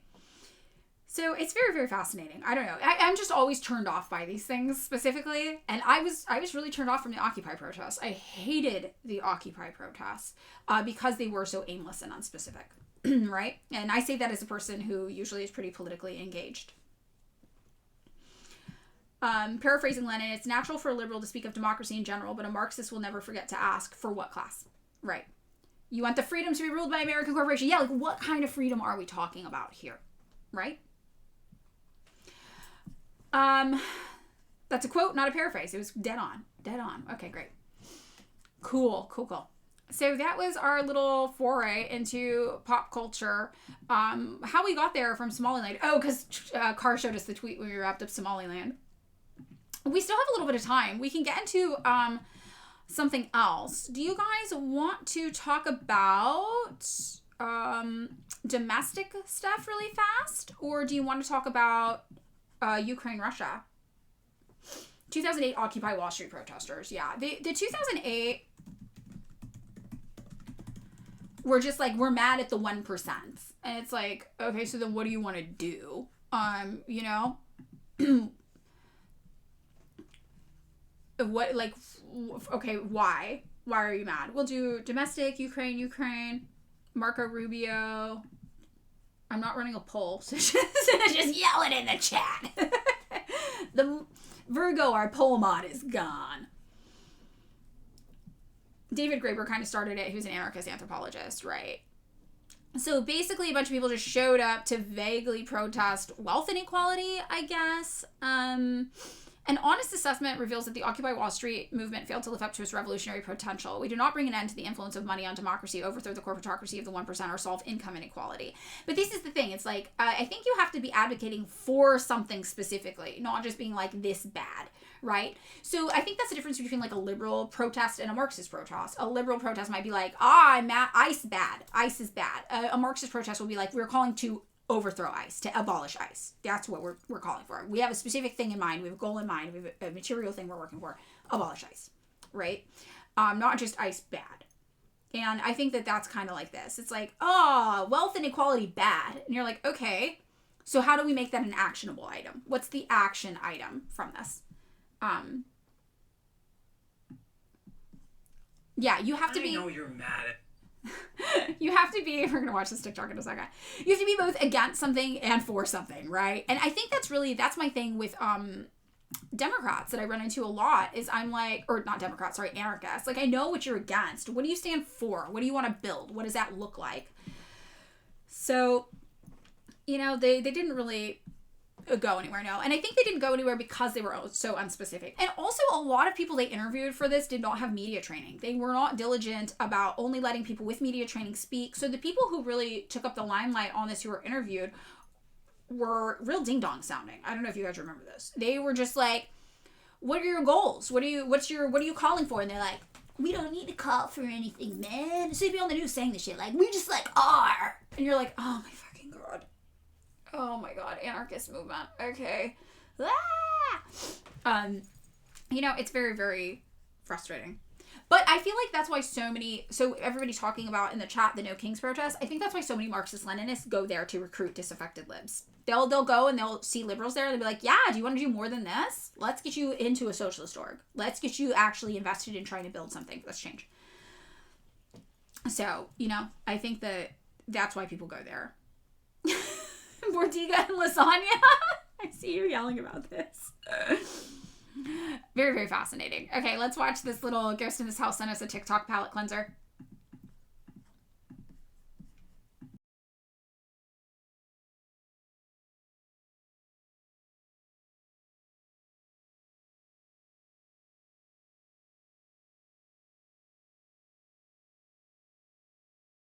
Wait, it's not showing. Hold on. I don't know what's going on. It's like stuck.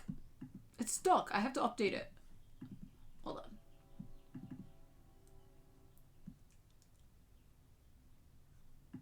There we go. We got it. Okay, let's start again. I know you're mad at me because I didn't pick you up from the airport like I said I would, and it's your birthday, which happens to be Valentine's Day, and then your mom had to come get you, and she shouldn't be driving anyway because she's sick, but let's look on the bright side here. At least I don't beat you like your last boyfriend did, huh? Remember that? You know, you were all like, oh my God, I can't see out of my eye. I've been in fear for my life. And that was nuts. And then he pointed a knife at you, and he's like, if you leave me, I'll hurt you. If I get out, you know again. And then he points a knife at himself, and he's like, you're making me do this. This is your fault. Oh my God. I'd never do that. I would never do that. In fact, I solemnly promise and swear to never do that to you, you know? And that's got to count for something. Because you know what? Because I care. I care about this relationship. That's why I'll make that promise to you that I'll never point a knife at you and then hit you till you have like one eye that's like not working because you're like, oh my God. It still doesn't work to this day, you know? And that's not because of me, it's because of the other guy. Great. Dating an establishment Democrat. Yeah, somebody else is saying, did anybody see the TikTok of the lib saying, I'd vote for the Democrat even with the Nazi tattoo on his chest? I saw a lot of people responding to it, and I went to look at the original video, and I was blocked. Judge me by my enemies. That's all I'm saying. Judge me by my enemies. Yeah, it was pretty wild that guy said that. Okay, so what won in our convo down here? What do we want to talk about for a little bit of time that we have left? the article on the 15-year plan, but scroll to the part about the 2 years they spent making it. Okay, I'm interested in that. Let's take a look at that. Let me pull it up. I am looking. We are finding. Da, da, da. I'm looking really fast.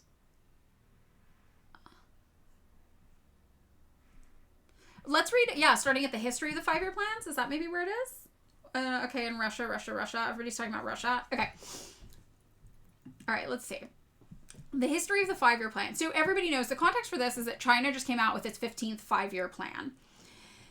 And, they have a centrally planned economy. That means they have to put together these plans for what they're going to do in the future. So let's talk about the history of these 5-year plans. Where's it? Here we go. China has formulated 14 5-year plans since 1953. Over the course of time, each has reflected the needs of this moment. At first, the aim was to transform a country that was called a poor agricultural backwater into a global economic powerhouse.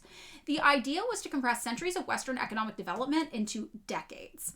After the revolution, poverty was widespread and industry barely existed. To overcome these conditions, the Communist Party of China turned for guidance to the only country with experience running 5-year plans, the Soviet Union. Oh, yay, we got new subs. Yay, everybody. Thanks. The Soviet Union. One of the first achievements was the production of the country's first automobiles, 12 trucks under the brand name Jifeng, which means liberation in Chinese. They were delivered to the USSR.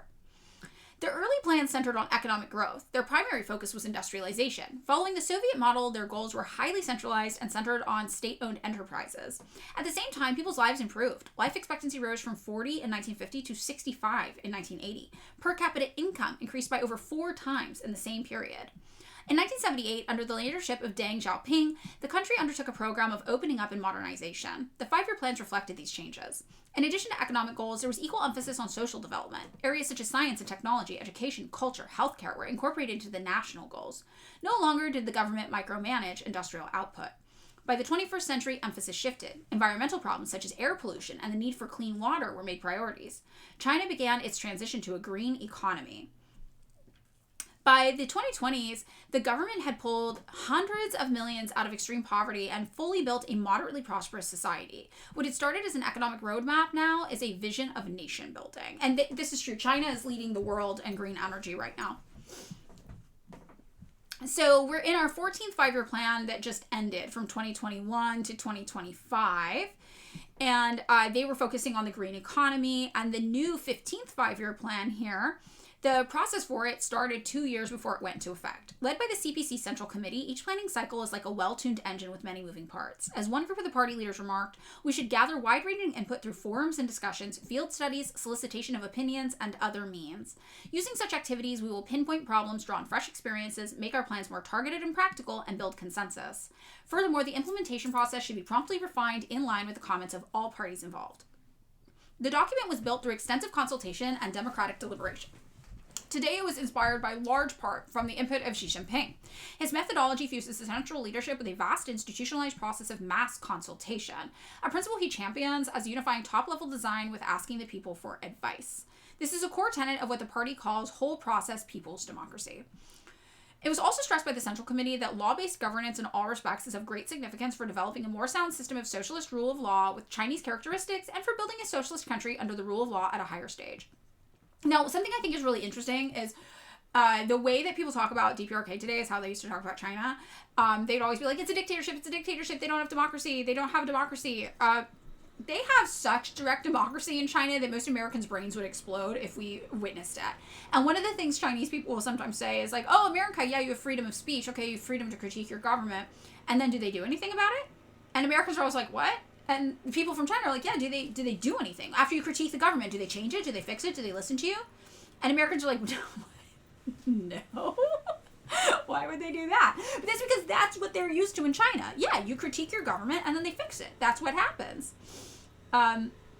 First time chat, Dr. Prince, it's so odd watching a government accomplish things. It makes me uneasy. I mean, we can't even imagine. So then people are like, well, why do they have like 90% approval ratings of their government? Because they're listening to them and then doing shit that people want, right? If our government listened to me and then did shit I wanted, I'd probably approve of it too. So we just can't even fucking imagine that here. President Xi noted that in planning economic and social development for the next 5 years, targets and tasks should be set in a reasonable manner with approaches and measures to be proposed for each specific field. And if you guys haven't looked at the 5-year plans, they're great. They're very, very detailed. You can read through them all. They tell you exactly what they're doing and why. Let me see if they have a link to it in here. The document. Maybe it's this one. No, this is from their planning. That's their planning document. I don't think it's linked in here, but you can actually find the entire report online. Yeah, we're used to being gaslit by our government and then beaten. Beaten if we talk too much. It's not great. That's what we're used to. So, interesting. They're doing great things in China. We could have that. We could have that. Oh, they haven't released their 2026 to 2030 plan. Okay, so the one I was looking at before was the one that ended in 2025. Thanks for that. Yes. But you can find them online. They post them all online. They're very interesting to read through. All right, so our final topic we're going to talk about today on the stream is going to be this. Zelensky says Ukrainian public won't let him hand Russia territory. Yeah, this is very, very interesting to me. Oh! Subscribe for free? Okay. I'll do it. Oh, it's actually really easy. I just put in my email. Now they're going to email me all the time. All right. The Ukrainian people would reject a peace deal that involves Ukraine unilaterally withdrawing from the eastern Donbas region and turning it over to Russia. President Volodymyr Zelensky told Axios in an interview Tuesday. The thing is, I don't think the people of the Donbas region would object to that. That's what they want, right? So I'm not really sure what people, the people of Western Ukraine, would object to the people of Eastern Ukraine getting their independence, basically, is what they want. So as Zelensky was speaking to Axios, Ukrainian and Russian negotiators were meeting for a third round of direct talks in Geneva. The main sticking point is control of the Donbas, around 10% of which is still in Ukrainian hands. Zelensky said U.S. mediators Steve Witkoff and Jared Kushner have told him Russia genuinely wants to end the war and that he should coordinate with his own negotiating team on the basis of the talks ahead. But Zelensky made clear he's much more pessimistic. He also advised Witkoff and Kushner that they shouldn't try to force him to sell a vision of peace of his own people would see as an unsuccessful story. So, again, for anybody not familiar with what's going on in Russia and Ukraine, in 2013-2014, there was a coup. A new government took over in Ukraine. It was made up of different groups of people, who all were aligned in wanting a less Russian influence in their government and wanted to align more closely with the United States and Europe. One group that was part of this coup process were straight up Nazis, a group of straight up fucking Nazis. And after the new government took hold, which was backed by the United States, the Nazis were absorbed into the formal Ukrainian military. They were brought to the United States. They were trained and given weapons and sent back to Ukraine. And they then started going through areas of Ukraine that were predominantly ethnically Russian and ethnically cleansing Ukraine of Russians.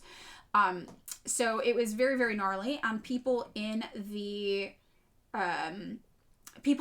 predominantly ethnically Russian areas wanted to seek protection from Russia. So Crimea was one of the areas. They asked Russia if they could be let into Russia because they were scared for their lives in the face of this new, very anti-Russian government. And Russia said yes. And then the people of the Donbas region also asked, and Russia said no for a couple of reasons. One, in Crimea, it was like 90% of people wanted to be let into Russia, so it was pretty clear cut. In the Donbas region, Russia did polling and found 90%. The United States did polling and found 30%, so the reality is probably somewhere in between those, right around 60%. And also, Russia was like, hey, it looks like Ukraine is talking with NATO, talking with the West, and wants to join NATO. And if that's the case, we need allies in Ukraine. We don't want our next door neighbor to be a whole country backed by NATO with NATO missiles pointed at our capital and everyone there hates us. We want allies to stick around in Ukraine if that's the case. So Russia was like, we will not bring you in, but we'll back your independence movement because then you would be a buffer zone between us and our new enemy if Ukraine is trying to make a move on us. So Russia then backed the Donbass's independence movement and Ukraine was like, no, you don't get to be independent. And that was the basis, along with Russia increasingly trying to negotiate about NATO expansion to Ukraine and being like, hey, NATO is surrounding us with missiles. If you put a missile in Kiev pointed at Moscow, like that's way too close for our comfort, we'll be encircled. And Russia had been trying to negotiate with the West and saying things like, well, can we, Russia, be let into NATO so we don't feel threatened by you? Can you have a different tier of NATO where the countries that border us don't keep NATO missiles but are still eligible for defense if something happens to them? And it was the United States who was like, we're not fucking talking to Russia about NATO. So the United States shut down those conversations. So that's the backstory for those. So that brings us to this piece now where the Donbass region, they're talking about it. And when Russia was finally like, fuck this, we're taking this as an act of war, that you won't talk to us and you're doing all this shit. When that finally happened in the war, the Donbass region obviously sided with Russia. So Russia had already been helping back the separatist movement of the Donbass region. So that's the area now that is conflicted. So 90% of the Donbass region is with Russia. 10% is still in Ukrainian control, right? So that is what's going on here. And Zelensky in Ukraine doesn't want to give up the Donbass region because it's a point of national pride now, because that was the origination of them fighting with Russia, even to not give up that territory. So Zelensky said it was not fair that President Trump kept publicly calling on Ukraine, not Russia, to make concessions for peace. And I just want to say, I think Ukraine did get bait and switched by the United States hard. The United States was originally backing Ukraine in war so much. We were like, whatever you need, we got your back for years. We were like, we're going to help you fight Russia. Yeah, fuck Russia. We hate Russia. We're going to help you, Ukraine. We're going to help you. You're going to be in NATO soon. You're going to have all the defense of the Western world at your back. And then guess what? As soon as Russia had secured a line that advanced into Ukraine enough to where the pesky pro-Russian areas of Ukraine that didn't want Western influence in their land were no longer a part of Ukraine, we were like, okay, time to wrap up the war. Ukraine, you're done now. You're done. And Ukraine was like, what are you fucking talking about? I thought you were going to back me. Like, they just took all this land from us. And the United States was like, and now we're done. And now the war's done. So you're going to need to sign these papers. The war is done. And my analysis of this situation has always been that the United States wanted to provoke war between Ukraine and Russia, specifically so the pro-Russia, anti-U.S. parts of Ukraine, the Donbass region, the Crimea, would be absorbed into Russia in a divide and conquer strategy that left behind a smaller Ukraine, but that was 100% open and available to Western business expansion. So when we look at this, and Zelensky is like, why is the United States trying to force us to give up all this land and not asking Russia to give up everything? And it's like, well, you got played, babe. You got played. You got played by the U.S. government. And this is why Jeffrey Sachs said it's dangerous to be an enemy of the U.S. It's far more dangerous to be a friend of the U.S., right? And it got played. And the only people benefiting from this now are the United States government, who seeks to literally profit 50% of the restructuring and rebuilding of Ukraine, according to these peace documents, and also will profit from a Ukraine that's very open to Western business deals and has totally burned all of its bridges with Russia, so has no option but to work with us now. So I think it's very, very interesting.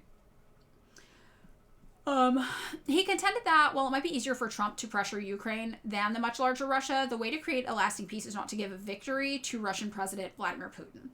Trump said twice in recent days that the onus was on Zelensky to make concessions. I hope it's just his tactics and not the decision, Zelensky told Axios. I mean, but I think this was it all along. I think that Trump and the United States played Zelensky and played Ukraine. And I don't think Zelensky is realizing what happened. I don't think he realized that he was the fall guy. And this is what the United States wanted all along. And the United States is pressuring Zelensky to make concessions because they want what they want. And what they want is for Ukraine to lose those pro-Russian parts of their territory. He also thanked Trump for his peacekeeping efforts and said his conversations with Kushner and Witkoff didn't involve the kind of pressure Trump uses in public. We respect each other, he said, adding that he was not such a person who folds easily under pressure. And I think that is true. I think that Zelensky is hard-headed and wants to be respected and taken seriously. That's why he was getting in fights with all the right sector Azov Nazi guys. He's like, I'm in charge of the country now. And the Azov guys were like, oh, you fool. We're in charge of the country. And they had this standoff because Zelensky refused to see it. So, yeah, I think he's motivated by pride a lot, and I think that's what we're seeing here. Here's a map, by the way, of Ukraine, a part of Ukraine anyway. This river is what more or less divides Ukraine ideologically as well. So this area of the east of Ukraine is more ideologically aligned with Russia. They're more ethnically Russian. They speak Russian. Also this area of Crimea close to Russia. But this area on the other side of the water is more ideologically aligned with Europe. And the people in this area want to join NATO, want to be part of the Western world, want to be seen as a part of Europe, not Russian.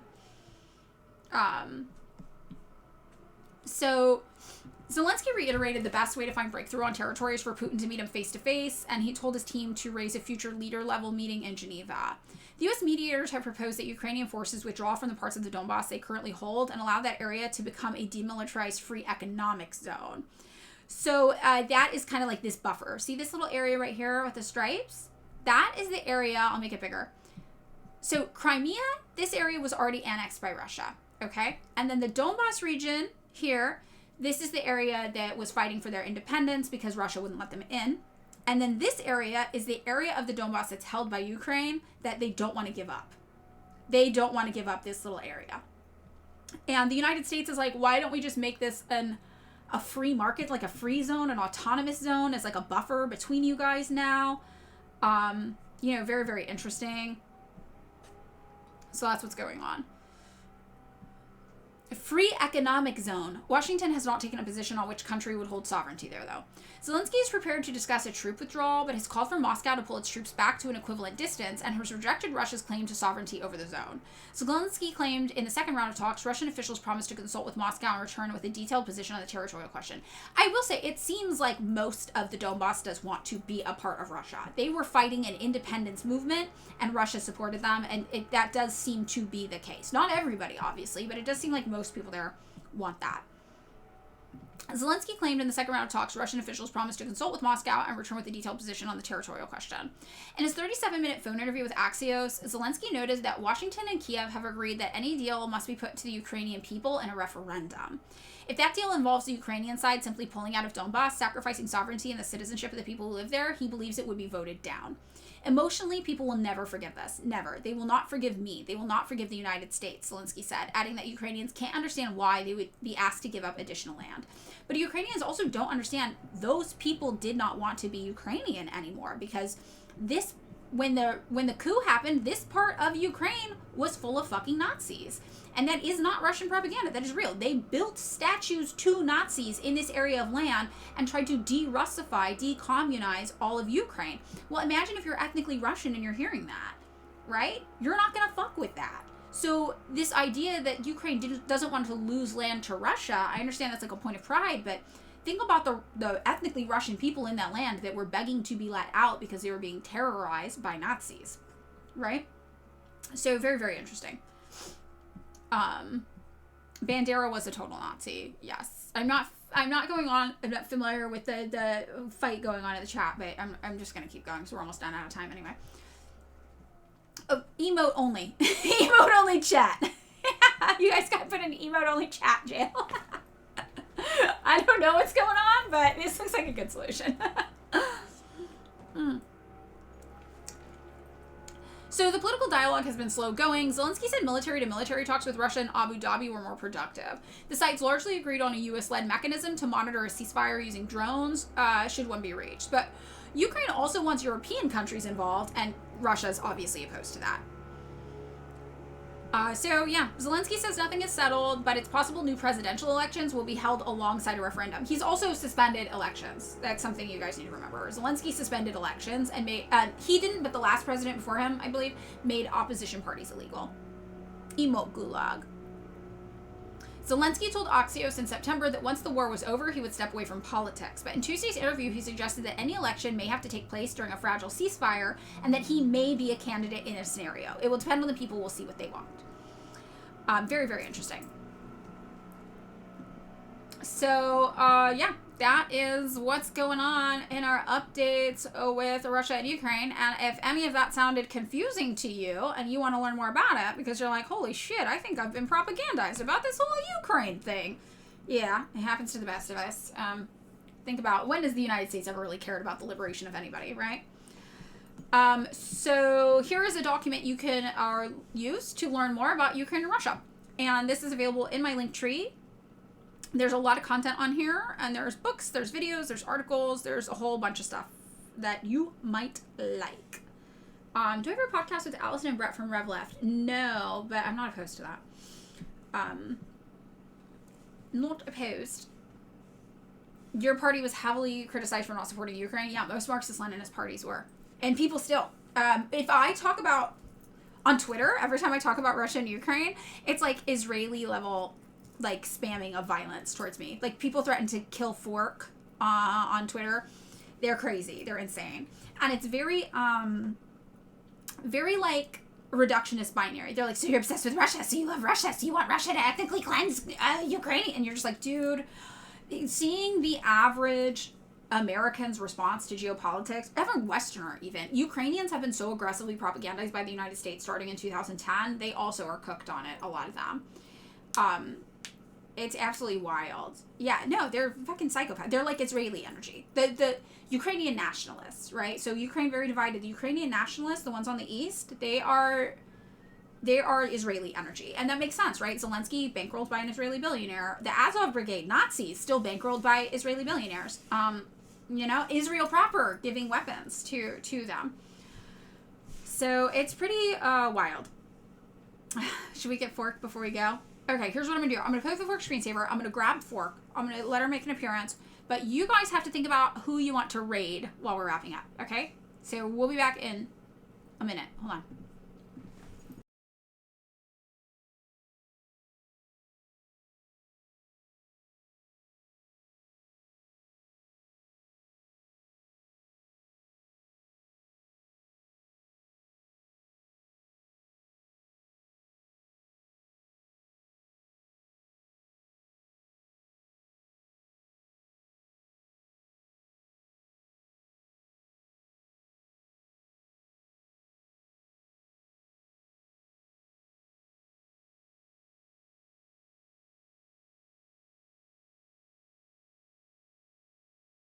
Okay, I just woke her up. She's really sleepy.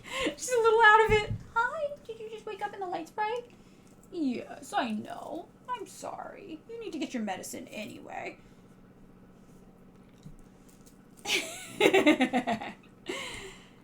Yes. She's so cute. Hi, baby. How are you? Yeah, you waking up? Oh, thank you. Yes, thank you. That's nice. I love you too. Yes, you're very good. She's so dignified. Look at her. You can't even tell she looks like Jar Jar Binks from this angle. You've never seen Fork before? This is her. She sleeps all day. Fork is 3, but she looks really old for some reason. Her mouth's all gray. I don't know why. She's been that way since she was a puppy. Actually, her 3rd birthday's coming up. She's not quite 3. Aw, he's our little Jar Jar. Yeah, she Jar Jar Binks. She is. Huh, she good. Okay. All right, did we find somebody that we want to raid?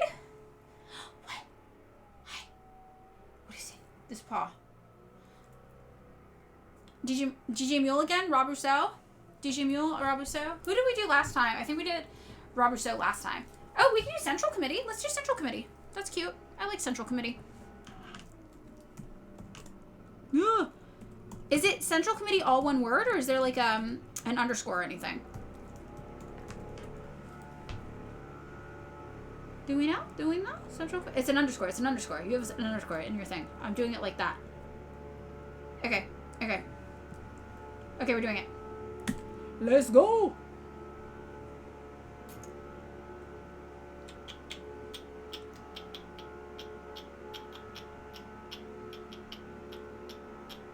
Raid now! Yeah. Hi, good morning. I'm sorry I woke you up. I know.